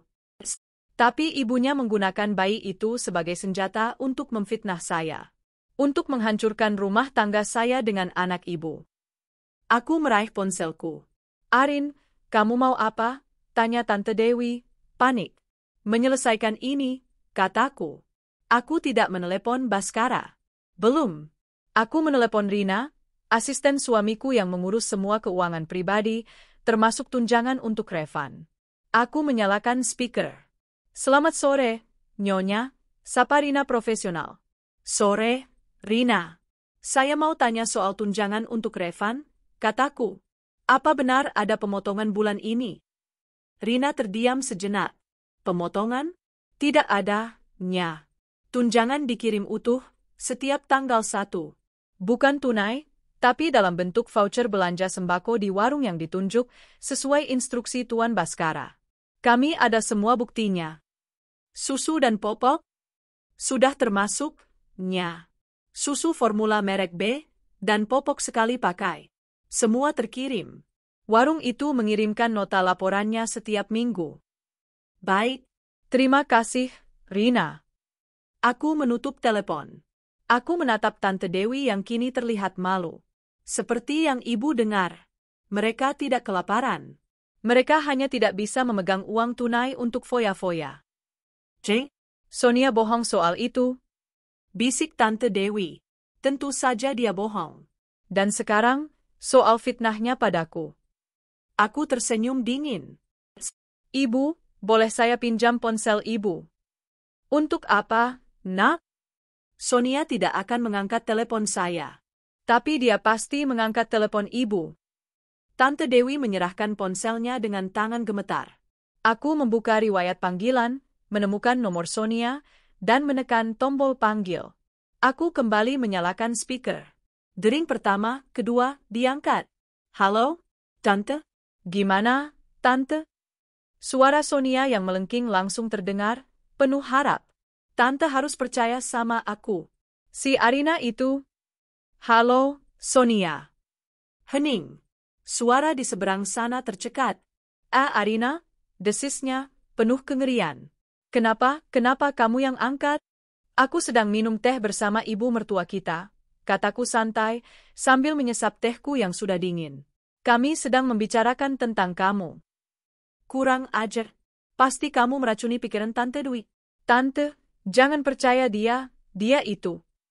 Dia itu apa, San? Tanyaku. Dia itu istri sah dari pria yang memegang hidup dan matimu saat ini. Bajingan, kamu sengaja membuat kami menderita. Kamu? Aku? Potongku? Aku tidak melakukan apa-apa. Kamu yang memilih jalan hidupmu. Kamu memilih Revan. Dan sekarang kamu harusnya sadar, Revan itu tidak punya apa-apa tanpaku. Maaf, maksudku, tanpa kakaknya. Arin, sudah, nak? Tante Dewi mencoba menghentikan, merasa tidak nyaman. Aku mengangkat tangan, memberi isyarat, sebentar. Dengar, Sonia, kataku, suaraku kini sedingin es. Ini peringatan terakhirmu. Kamu boleh hidup miskin di kontrakanmu. Tapi kalau kamu berani-beraninya mengganggu ibu mertuaku lagi, kalau kamu berani mengucapkan satu kata fitnah lagi tentang aku. Aku berhenti sejenak. Aku akan bicara pada suamiku, lanjutku. Dan aku akan pastikan, voucher sembako dan susu formula bayimu itu berhenti. Total. Kalian boleh mencoba hidup di jalanan. Mau coba? Hanya terdengar suara napas yang terengah-engah ketakutan di seberang sana. Sonia, mati kutu. Dia tidak bisa menjawab. Dia tahu aku tidak main-main. Bagus, kataku. Aku anggap kamu mengerti. Aku menutup teleponnya dan mengembalikan ponsel itu ke Tante Dewi. Tante Dewi menatapku dengan campuran rasa ngeri, kagum, dan malu. Arina, maafkan ibu. Ibu hanya... Aku menggeser dudukku, meraih tangannya, dan menggenggamnya. Wajahku kembali lembut. Ibu, kataku tulus. Ibu tidak salah. Ibu punya hati yang baik. Dan Sonia memanfaatkannya. Aku tidak marah sama ibu. Aku hanya ingin ibu tahu, aku akan melakukan apapun untuk melindungi keluarga ini. Melindungi ibu, ayah, suamiku, dan calon bayiku. Air mata Tante Dewi luruh. Kamu wanita yang kuat, Arin. Baskara beruntung sekali. Aku yang beruntung, Bu, balasku. Malam itu, saat Baskara pulang, aku menceritakan semuanya. Dia mendengarkan dalam diam, rahangnya mengeras saat aku sampai di bagian fitnah Sonia. Kamu menanganinya dengan sempurna, sayang, katanya, setelah aku selesai bercerita. Dia mengusap perutku. Tapi aku mau kamu melakukan sesuatu, Mas, kataku. Apa? Blokir total semua akses Revan dan Sonia ke ibu dan ayah. Ganti nomor ponsel ibu dan ayah kalau perlu. Aku tidak mau mereka mengganggu ketenangan orang tua kita lagi. Baskara menatapku. Lalu dia tersenyum.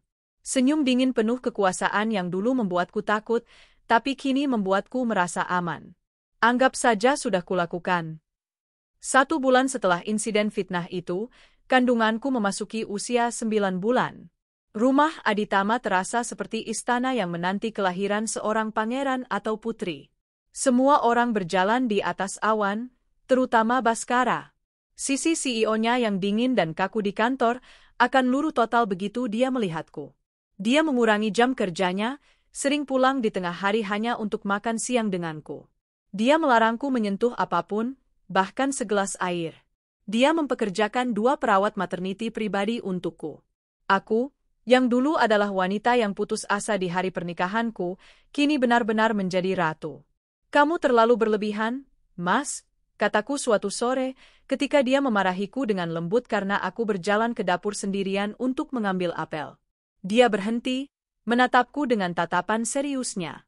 Kamu dan bayi ini, katanya, meletakkan tangannya di perutku yang besar. Kalian adalah duniaku. Duniaku harus aman. Hatiku meleleh. Pria ini, dengan cintanya yang kaku namun dalam, telah menyembuhkanku sepenuhnya. Malam itu, kontraksi dimulai. Baskara lebih panik daripada aku. Dia berlari di koridor, meneriakkan perintah kepada pelayan, perawat, dan sopir, seolah-olah sedang terjadi krisis di perusahaannya. Siapkan mobil. Sir? Di mana tas rumah sakitnya? Kubilang selalu siapkan di depan pintu. Rina, batalkan semua rapatku besok. Tidak, batalkan selama seminggu. Aku hanya bisa tertawa di antara ringisan sakitku. Mas, tenang. Ini masih kontraksi awal. Tenang, tanyanya, wajahnya pucat. Anakku mau keluar. Bagaimana aku bisa tenang? Di rumah sakit, seluruh lantai VVIP sudah diblokir atas perintahnya. Ayah, ibu, dan mertuaku sudah menunggu dengan cemas. Proses persalinan itu panjang dan melelahkan. Tapi Baskara tidak pernah meninggalkanku sedetik pun. Dia ada di sana, menggenggam tanganku, menyeka keringat di dahiku.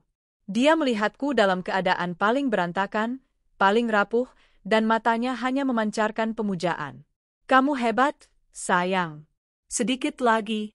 Tarik napas. Demi aku.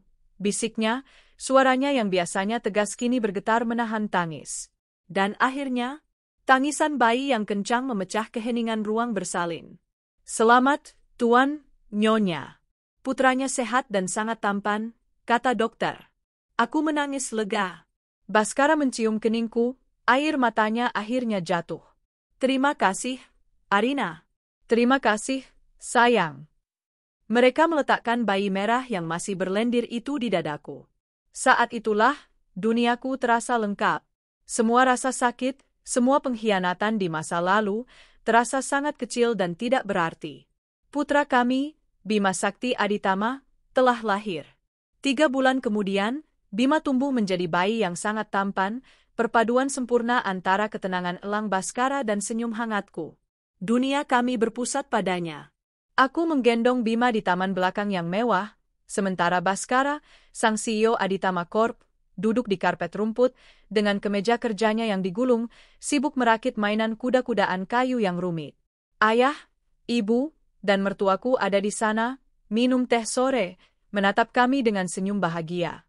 Lihat itu, Herman, bisik Tante Dewi pada suaminya, tapi aku bisa mendengarnya. Baskara, dia tidak pernah terlihat sebahagia itu. Arina dan Bima, mereka adalah anugerah. Mereka menyelamatkan keluarga kita. Aku tersenyum dalam hati. Di tengah kebahagiaan itu, Rina, asisten Baskara, datang menghampirinya dengan ragu, membawa tablet. Maaf mengganggu, Tuan. Tapi, ada sedikit masalah di kontrakan di sana. Rina tidak pernah menyebut nama Revan atau Sonia. Hanya, di sana. Baskara, yang sedang mengencangkan baut, bahkan tidak menoleh. Masalah apa? Mereka bertengkar hebat. Lagi, sampai merusak pintu. Pemilik kontrakan menelepon, minta ganti rugi dan mengancam akan mengusir mereka. Baskara menghela napas, tampak jengkel karena waktunya dengan Bima terganggu. Dan, lanjut Rina. Tunjangan voucher sembako bulan ini habis dalam 1 minggu. Warung melaporkan mereka menukarnya dengan rokok dan minuman keras, bukan susu. Wajah Baskara mengeras. Bayinya bagaimana? Tanyaku pelan, mau tak mau aku bertanya. Rina menunduk. Menurut laporan pemilik kontrakan, bayinya sering menangis, nya. Kelihatannya kurang terurus. Baskara berdiri. Dia membersihkan tangannya dengan lap. Mas, kataku, kamu mau ke sana? Baskara menatapku. Lalu dia menggeleng. Tidak. Dia kembali ke tablet Rina. Rina, bayar ganti rugi pintu itu. Transfer uangnya langsung ke pemilik kontrakan. Potong dari jatah voucher mereka bulan depan. Baik, Tuan. Dan soal susu, mulai sekarang, kirimkan susunya langsung dalam bentuk kaleng. 3 kaleng seminggu. Tidak boleh ditukar apapun. Merek paling murah. Cukup. Bagaimana dengan sembako lainnya, Tuan? Turunkan jumlahnya 50%, kata Baskara dingin. Mereka tidak bisa mengurus anak, tapi bisa mabuk-mabukan. Baik, mereka akan belajar apa artinya prioritas. Baskara kembali menyerahkan tablet itu. Dia berbalik, seolah masalah itu sudah selesai. Tapi Rina ragu. Tuan Revan, dia menitip pesan. Dia bilang dia menyesal. Dia ingin bertemu Nyonya Arina dan Tuan Muda Bima. Langkah Baskara terhenti. Aku, yang sedang menggendong Bima, hanya menatap suamiku. Aku tidak takut. Aku tidak marah. Aku hanya merasa kasihan. Baskara menatap Rina dengan tatapan yang bisa membekukan lautan. Rina, katanya pelan. Jika kamu sekali lagi menyebut nama pria itu, atau menyampaikan pesannya di depan istri dan anak saya. Maaf, Tuan. Saya tidak akan mengulanginya. Rina langsung menunduk ketakutan. Bagus. Sekarang pergi. Rina bergegas pergi. Baskara berbalik padaku. Wajahnya yang tadi mengeras, langsung melembut begitu melihatku dan Bima. Dia berjalan ke arahku, mengabaikan mainan kudanya yang belum selesai. Dia mengambil alih Bima dari gendonganku dengan gerakan yang sudah sangat ahli. Dia mencium puncak kepala putranya. Maaf, katanya padaku. Seharusnya kamu tidak perlu mendengar sampah itu. Aku tersenyum. Aku merapikan kerah kemejanya. Aku tidak apa-apa, Mas. Sampah memang tempatnya di luar. Baskara menatapku, matanya penuh cinta. Aku tidak akan pernah membiarkan mereka mendekatimu atau Bima. Tidak akan pernah. Dia menatap putranya di gendongannya. Bima, katanya lembut. Lihat, semua ini suatu hari nanti akan jadi milikmu. Tapi kamu harus ingat, hal yang paling berharga adalah ibumu. Kamu harus menjaganya, sama seperti ayah menjaganya. Aku berdiri di sana, di bawah sinar matahari sore, dikelilingi oleh keluargaku. Suamiku yang tampan dan berkuasa, putraku yang mungil dan sempurna. Sementara itu, di sudut kota yang lain, dua orang yang telah mengkhianatiku kini sedang bertengkar di rumah petak yang bau, memperebutkan sisa-sisa tunjangan, dan menyesali semua keputusan bodoh mereka. Aku, Arina Salsabila Aditama, telah memenangkan segalanya. 1 tahun berlalu dalam sekejap mata. Hari ini adalah hari ulang tahun pertama Bima Sakti Aditama. Istana kami dihiasi dengan dekorasi bertema, bintang kecil, yang mewah dan elegan. Ratusan tamu penting, kolega bisnis Baskara, dan seluruh keluarga besar berkumpul di taman belakang kami yang disulap menjadi negeri dongeng. Bima, yang sudah bisa berjalan tertatih-tatih, tertawa gembira dalam gendongan Baskara. Suamiku, yang hari ini menolak memakai jas formal dan memilih kemeja linen yang serasi denganku dan Bima, tidak melepaskan senyumnya sedetik pun. Aku berdiri di sampingnya, memegang tangannya, merasa utuh. Aku, Arina, yang setahun lalu hancur lebur, kini menjadi nyonya rumah dari perayaan paling bahagia. Penampilanku anggun dengan gaun berwarna champagne, rambutku ditata sederhana namun berkelas. Aku adalah pusat dari kebahagiaan ini. Dia sangat tampan. Arin, ibuku berbisik, matanya berkaca-kaca melihat Bima. Dan kamu terlihat sangat bahagia, Nak. Aku memang bahagia, Bu, jawabku tulus. Pesta berjalan lancar. Tawa anak-anak, obrolan para tamu, dan alunan musik klasik memenuhi udara. Sampai sebuah keributan kecil terjadi di gerbang depan. Aku melihat Rina, asisten Baskara, berbicara dengan cemas kepada kepala satpam, yang kemudian berlari kecil menghampiri Baskara. Ada apa? Tanya Baskara, senyumnya sedikit memudar. Maaf, Tuan, kata kepala satpam itu, menunduk. Ada 2 orang yang memaksa masuk. Mereka bilang mereka keluarga. Jantungku berdesir. Aku sudah tahu siapa mereka. Wajah Baskara mengeras.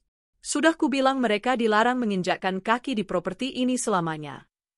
Kami sudah mengatakannya, Tuan. Tapi mereka berteriak-teriak, membuat keributan di depan tamu-tamu lain yang baru datang. Yang wanita, dia berteriak ini adalah pesta cucu mertuanya. Rahang Baskara menegang. Dia melirikku. Aku akan urus ini. Aku ikut, kataku tegas, menyerahkan piring kuenya Bima ke ibuku. Jaga Bima sebentar, Bu. Baskara menggenggam tanganku. Bersama, kami berjalan dari taman belakang yang penuh tawa, menuju gerbang depan yang penuh drama. Dan di sanalah mereka, seperti hantu dari neraka. Setahun hidup dalam kemiskinan yang terhina telah menghancurkan mereka. Revan terlihat seperti pria berumur 40 tahun, padahal dia baru akhir 20-an. Kurus kering, matanya liar, dan pakaiannya compang-camping. Sonia lebih parah. Dia menggendong anak laki-laki kurus yang tampak lesu, mungkin seumuran Bima tapi ukurannya jauh lebih kecil. Rambut Sonia tipis dan kotor. Dia berteriak-teriak pada satpam. Aku bilang biarkan aku masuk. Ini pesta keponakanku. Kami keluarga. Sonia, panggilku. Suaraku yang tenang dan dingin langsung menghentikan teriakannya. Mereka berdua menoleh. Dan pemandangan kami berdua, aku dan Baskara, berdiri berdampingan, anggun dan berkuasa dalam pakaian pesta kami, pasti terlihat seperti tamparan yang sangat keras. Mata Sonia menyala penuh kebencian. Enak ya, kamu. Pesta mewah. Sementara anakku, dia mengangkat anaknya yang lesu, sakit-sakitan. Dia kurang gizi. Ini semua gara-gara kamu. Gara-gara aku, ulangku. Aku tertawa. Sonia, kamu menukar susu formula anakmu dengan minuman keras dan rokok untuk Revan. Aku punya laporannya. Kamu pikir aku bodoh? Wajah Sonia dan Revan pucat pasi. Ain? Revan melangkah maju, mencoba memohon. Mas Baskara, tolong. Kami benar-benar kelaparan. Tunjangan itu, voucher itu, tidak cukup. Tentu saja tidak cukup, kata Baskara dingin. Karena aku memotongnya 50% setiap kali kalian menukarnya dengan rokok. Kalian jahat, pekit Sonia. Kalian sengaja membuat kami menderita. Kalian mau membunuh kami pelan-pelan. Kami tidak melakukan apa-apa, kataku. Kami membiarkan kalian hidup. Kalian sendiri yang memilih jalan penderitaan ini. Cuk. Sonia tiba-tiba menjadi nekat. Dia menerobos barisan satpam yang ragu-ragu. Baskara langsung menarikku ke belakangnya. Tapi Sonia tidak mengincarku. Dia berlari ke arah Om Herman dan Tante Dewi yang baru saja keluar dari rumah utama karena mendengar keributan. Ibu, ayah. Sonia berlutut, meletakkan anaknya di kaki Tante Dewi. Tolong kami, Bu. Lihat cucu ibu. Dia kurus. Dia sakit. Apa ibu tega melihat darah daging ibu sendiri menderita, sementara anak si jalang itu? Dia menunjuk ke arah taman, dirayakan seperti pangeran. Tante Dewi membeku. Matanya terpaku pada anak kurus di kakinya. Hati seorang nenek kembali goyah. Ya Tuhan, Herman. Jangan percaya dia, Bu, teriakku, berjalan maju. Dia hanya memanipulasi ibu. Tapi dia cucuku, Arin, balas Tante Dewi, air matanya mulai mengalir. Cucu yang ibunya sudah mencoba menghancurkan keluarga kita 2 kali. Diam kamu, Arin. Sonia melompat berdiri. Matanya merah. Dia kehilangan akal sehatnya. Kamu sudah merebut Revan dariku dulu, lalu kamu merebut Mas Baskara. Kamu merebut semua hartanya. Kamu tidak akan merebut cucu dari neneknya. Dalam satu gerakan gila, dia melihat Bima, yang baru saja dibawa oleh ibuku untuk melihat apa yang terjadi. Tuh, kembalikan semuanya. Sonia berlari ke arah ibuku, ke arah Bima. Dia tidak berniat menyakiti. Dia mungkin berniat mengambil Bima, untuk menunjukkan pada mertuaku, untuk membuat keributan. Tapi aku tidak peduli apa niatnya. Yang kulihat adalah ancaman. Jangan sentuh anakku. Aku berteriak. Baskara bergerak secepat kilat. Dia menangkap Sonia tepat sebelum tangannya yang kotor menyentuh ibuku. Dia mendorong Sonia hingga jatuh tersungkur ke aspal. Revan hanya mematung, terlalu pengecut untuk melakukan apapun. Bima menangis ketakutan karena teriakan itu. Ibuku langsung memeluknya erat. Aku berjalan melewati Baskara. Aku berdiri di atas Sonia yang tersungkur. Nafasku memburu. Amarah yang dingin dan membara menjalari seluruh tubuhku.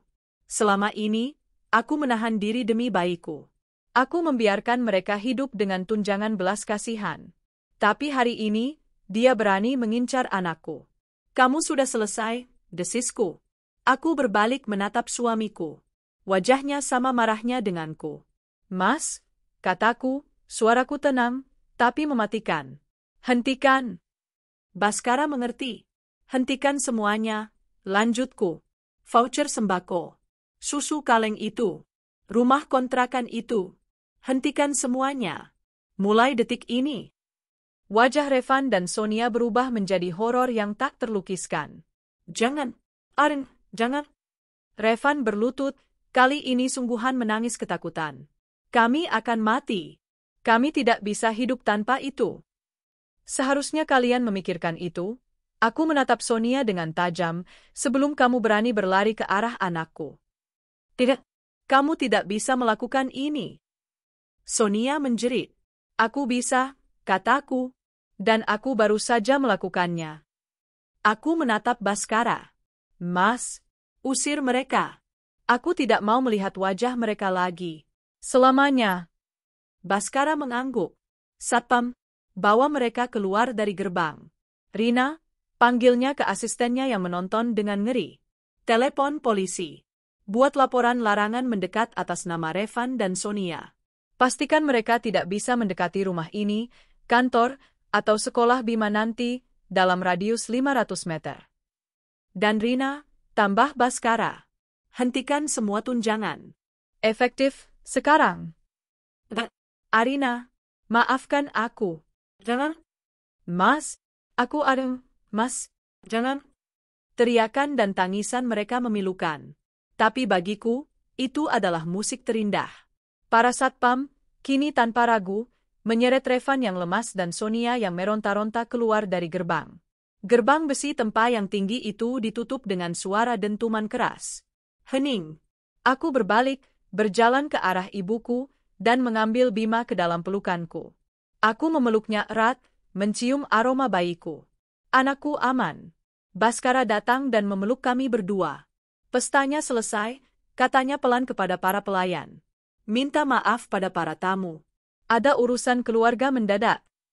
Dia menatapku. Kamu baik-baik saja? Aku mendongak, menatap matanya. Aku tersenyum. Senyum lega seorang ratu yang baru saja mengamankan bentengnya. Sekarang, kataku, aku baik-baik saja. Aku membiarkan mereka miskin dan menderita. Aku membiarkan mereka merasakan akibat dari perbuatan mereka. Karena mereka berani menjahatiku. Dan kini, aku bahagia. Di istanaku. Bersama raja dan pangeranku. 2 tahun berlalu sejak pesta ulang tahun pertama Bima yang penuh drama. Hari ini, suasana di istana Aditama jauh lebih tenang, namun dipenuhi kehangatan yang lebih dalam. Kami merayakan ulang tahun Bima yang ketiga. Tidak ada pesta mewah dengan ratusan tamu. Yang ada hanya keluarga inti. Di taman belakang yang rimbun, Bima, yang kini menjadi bocah laki-laki yang aktif dan cerewet, berlari kencang di atas rumput. Ayah hendak bisa kejar Bima. Ayah lambat, teriaknya, tertawa melengking. Oh, ya? Siapa bilang ayah lambat? Baskara Aditama, CEO Aditama Corp yang ditakuti di ruang rapat, kini ikut berlari di atas rumput dengan kemeja linennya yang tergulung. Dia tertawa lepas, suara tawa yang dulu kukira tidak dia miliki, mengejar putra kami, menangkapnya, dan menggelitiknya hingga Bima menjerit kegirangan. Aku duduk di teras, tersenyum, mengelus perutku yang kembali membuncit. Kali ini, kandunganku memasuki bulan ke-7. Kami menantikan seorang putri. Di sampingku, ayah, ibu, dan kedua mertuaku duduk minum teh, menatap pemandangan ayah dan anak itu dengan haru. Lihat Herman, bisik Tante Dewi. Rasanya baru kemarin hidup kita hampir hancur karena ulah Revan. Sekarang, Tuhan menggantinya berlipat-lipat.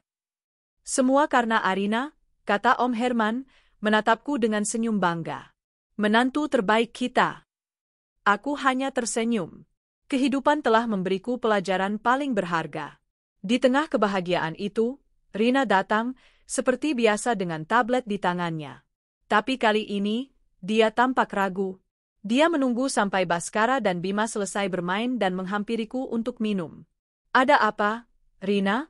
Tanya Baskara, sambil mengelap keringat di dahi Bima. Maaf mengganggu waktu keluarga, Tuan, kata Rina pelan. Ada laporan dari dinas sosial. 3 kata itu membuat kami semua terdiam. Kami tahu ini bukan urusan yayasan amal kami. Ini urusan masa lalu. Sejak insiden di pesta ulang tahun Bima yang pertama, kami benar-benar memutus semua aliran dana. Kami tidak pernah mendengar kabar mereka lagi. Lanjutkan, kata Baskara dingin. Rina menunduk, membaca laporannya. Setelah semua tunjangan dihentikan 2 tahun lalu, Tuan Revan dan Nyonya Sonia bertahan di jalanan. Mereka mengemis. 3 bulan kemudian, Nyonya Sonia dilaporkan kabur. Kabur? Tanya Tante Dewi kaget. Benar, Nyonya besar. Dia meninggalkan Tuan Revan dan putranya. Menurut laporan saksi mata, dia pergi dengan sopir truk keluar kota. Revan, yang dulu dipuja dan dibela mati-matian oleh Sonia, pada akhirnya ditinggalkan begitu dia tidak punya apa-apa. Ironis. Lalu Revan dan anaknya, tanyaku pelan. Mereka terlunta-lunta, Tuan. Mengemis dan tidur di kolong jembatan. Sampai akhirnya minggu lalu, mereka terjaring razia gepeng oleh dinas sosial. Kondisi Tuan Revan sangat memprihatinkan. Kecanduan alkohol murah. Dan anaknya? Rina berhenti sejenak. Anaknya kenapa? Desak Tante Dewi, wajahnya pucat. Mengalami gizi buruk akut, Nyonya. Saat ini sedang dirawat di rumah sakit pemerintah. Hening. Tangisan Tante Dewi memecah keheningan sore itu. Ya Tuhan. Dia menatap Om Herman, lalu menatap Baskara. Mas? Baska? Herman, kita harus membawanya. Dia tidak berdosa. Dia cucu kita? Om Herman tampak bimbang, tapi dia mengangguk. Dia menatap Baskara. Baskara, suamiku, tidak mengatakan apa-apa. Dia hanya menatapku.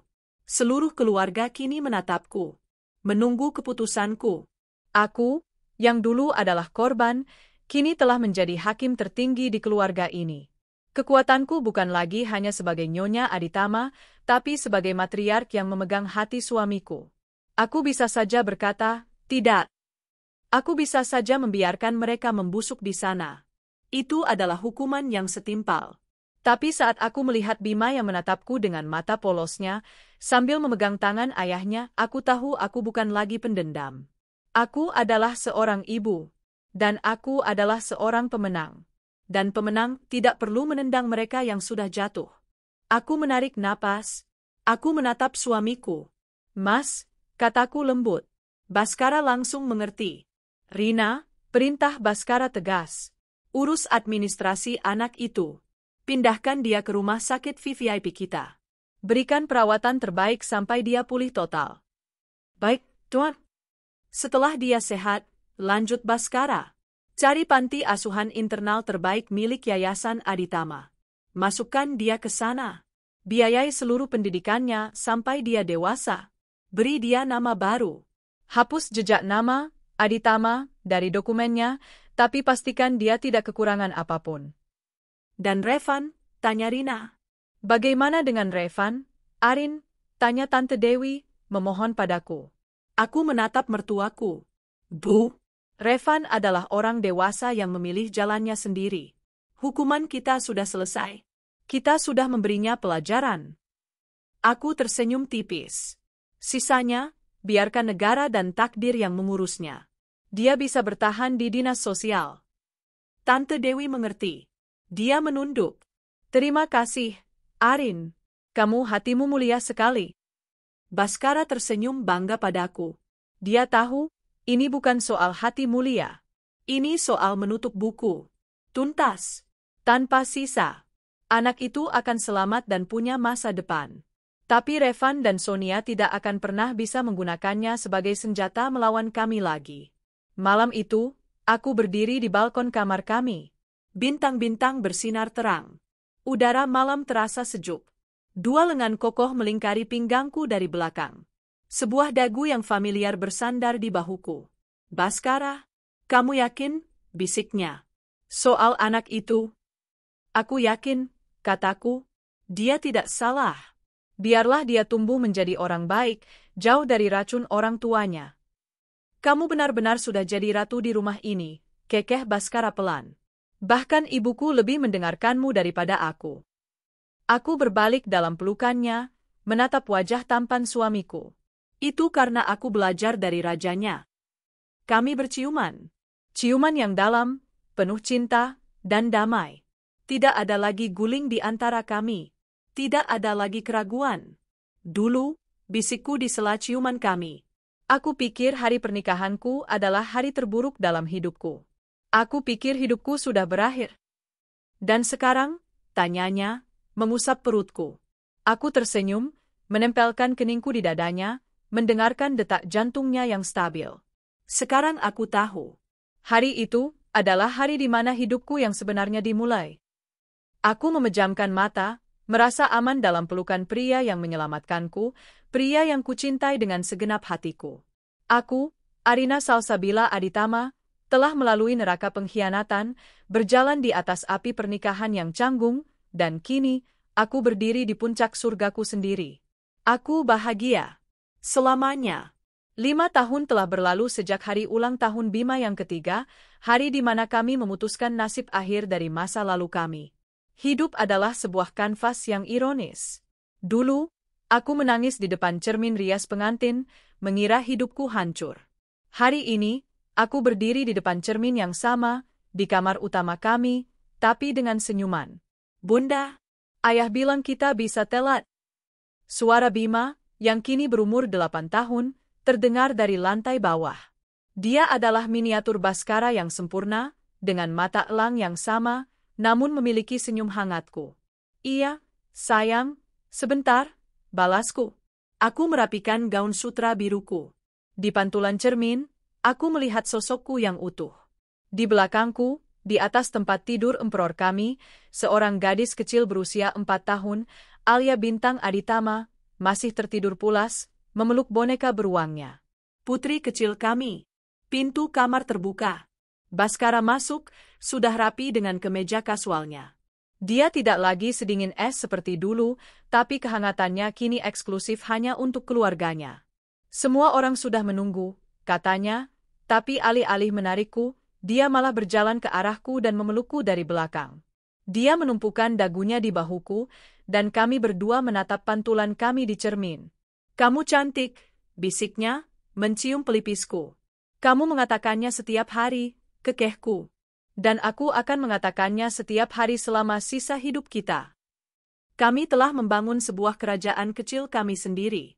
Kerajaan yang dibangun di atas pondasi yang tak terduga, namun kokoh oleh cinta, kepercayaan, dan 2 anak yang luar biasa. Kami akan pergi ke rumah orang tuaku hari ini. Bukan untuk acara formal, hanya makan siang akhir pekan biasa.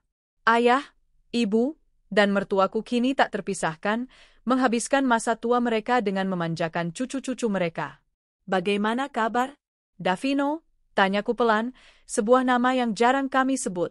Davino, putra Revan dan Sonia. Anak yang kami selamatkan dari gizi buruk bertahun-tahun lalu. Baskara menghela napas. Laporannya baru masuk kemarin. Dia baik. Tumbuh sehat di panti asuhan yayasan. Dia murid terpintar di kelasnya. Dia tidak tahu siapa kita, dan itu yang terbaik. Dan mereka? Revan masih di panti sosial. Dia bukan lagi orang yang kita kenal. Dia hanya bayangan. Dan Sonia, tidak ada yang pernah mendengar kabarnya lagi sejak dia kabur dengan sopir truk itu. Hilang. Aku memejamkan mata sejenak.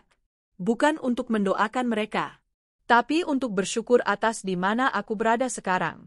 Baskara memutar tubuhku menghadapnya. Matanya yang tajam menatapku lekat.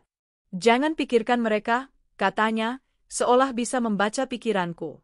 Pikirkan ini. Pikirkan kita. Dia menciumku. Ciuman itu masih sama. Masih membuatku berdebar, masih membuatku merasa aman, masih membuatku merasa seperti satu-satunya wanita di dunia. Bunda, ayah, ayo. Bima berteriak lagi, kali ini dari depan pintu kamar. Baskara tertawa. Ayo, Ratu. Istanamu menunggu. Aku tersenyum. Aku adalah Arina. Dulu aku adalah pengantin yang ditinggalkan, wanita yang dikhianati, dan korban yang rapuh. Sekarang, aku adalah seorang istri yang dicintai. Seorang ibu yang bahagia. Seorang wanita yang memegang kendali atas takdirnya sendiri. Aku bukan lagi pengantin pengganti. Aku adalah ratu. Dan aku akan hidup bahagia selamanya. 10 tahun berlalu sejak Davino, putra Revan, diselamatkan oleh dinas sosial. Panggung kehidupanku kini berbeda. Bukan lagi tentang pembalasan atau pembuktian diri. Panggungku kini adalah tentang warisan. Bima Sakti Aditama kini berusia 13 tahun. Dia tumbuh persis seperti ayahnya. Tenang, berwibawa, dan sangat cerdas. Di usianya, dia sudah menunjukkan bakat luar biasa dalam bisnis dan seringkali menjadi teman debat Baskara saat makan malam, membahas pergerakan pasar saham. Alia Bintang Aditama, putri kami yang berusia 10 tahun, adalah perpaduan sempurna. Dia memiliki mata elang ayahnya, namun dengan senyum cerah dan kehangatan sosialku. Dia adalah kupu-kupu sosial di sekolahnya, pemimpin alami, namun hatinya lembut. Dan aku adalah Arina Salsabila Aditama. Aku bukan hanya istri CEO. Aku adalah salah satu pemilik suara di Yayasan Aditama, memimpin divisi amal untuk pendidikan dan perlindungan anak. Aku telah mengubah rasa sakit masa laluku menjadi kekuatan untuk melindungi orang lain. Baskara, suamiku, tetaplah rajaku. Waktu hanya menambah pesonanya. Uban tipis di pelipisnya membuatnya semakin karismatik. Cinta kami tidak lagi meledak-ledak seperti di awal, tapi telah menjadi api yang stabil dan menghangatkan, api yang menjadi pusat dari seluruh semesta keluarga kami. Sore itu, kami sekeluarga sedang berkumpul di taman belakang, merayakan ulang tahun pernikahan kami yang ke-15. Sebuah perayaan sederhana, hanya kami berempat dan kakek nenek mereka. Bunda, panggil Bima, yang sedang memanggang marshmallow di api unggun kecil bersama ayahnya. Ya, sayang? Tadi di sekolah, ada anak baru. Namanya Davin, katanya santai. Jantungku berhenti berdetak selama sedetik. Baskara menatapku, tatapan kami bertemu di atas api. Dia tahu. Dia dari panti asuhan Cendekia, lanjut Bima. Panti asuhan milik Yayasan Aditama. Aku menelan ludah, berusaha tetap tenang. Oh ya? Bagaimana dia? Hebat, Bun. Dia jenius matematika. Dia langsung mengalahkanku di tes penempatan, kata Bima, terdengar kagum, bukan iri. Aku bicara dengannya. Dia bilang dia ingin sekali bertemu dengan pendiri yayasan yang sudah membiayai sekolahnya. Aku menatap Baskara lagi. Davino, kini Davin. Tumbuh menjadi anak yang cerdas. Dia tidak tahu bahwa dia baru saja berbicara dengan adik sepupunya. Dia tidak tahu bahwa pendiri yayasan yang dia kagumi adalah paman dan bibinya. Mungkin suatu hari nanti, kataku pelan. Bima, Alia, panggil Baskara, mengubah topik. Kakek dan nenek kalian mau pamit. Setelah orang tua kami pulang dan anak-anak masuk untuk mengerjakan tugas, aku dan Baskara berdiri di tepi kolam, menatap pantulan bulan. Davin, bisikku. Aku tahu, kata Baskara. Rina sudah melaporkan perkembangannya. Dia anak yang sangat cerdas. Jauh lebih baik dari ayahnya. Revan, tanyaku. Nama itu terasa seperti debu di lidahku. Masih di panti sosial, jawab Baskara singkat. Hanya bayangan. Dia tidak akan pernah keluar. Dia sudah hancur oleh alkohol dan penyesalan. Dia bahkan mungkin tidak ingat dia punya anak. Dan Sonia? Tidak ada kabar. Hilang sepenuhnya. Seolah ditelan bumi. Kami terdiam. Takdir telah berjalan sesuai alurnya. Mereka yang memilih jalan pengkhianatan, berakhir dalam kehancuran yang mereka ciptakan sendiri. Kamu melakukan hal yang benar, Arin, kata Baskara, merangkulku. Menyelamatkan anak itu. Memberinya kehidupan. Kita, koreksiku. Kita yang memberinya kehidupan. Tapi kita juga yang memastikan dia tumbuh tanpa racun dari masa lalunya. Dan kita, lanjut Baskara, tumbuh menjadi keluarga yang kita inginkan. Aku bersandar di dada bidang suamiku. Aku bukan lagi pengantin yang menangis. Aku bukan lagi wanita yang terluka. Aku adalah Arina. Aku adalah ratu. Aku adalah pemenang. Dan ceritaku adalah bukti bahwa terkadang Pengkhianatan terbesar dalam hidupmu bukanlah akhir. Itu adalah awal dari takdirmu yang paling agung. Hidupku adalah warisan cinta yang dibangun di atas abu kehancuran, dan aku tidak akan mengubah satu hal pun.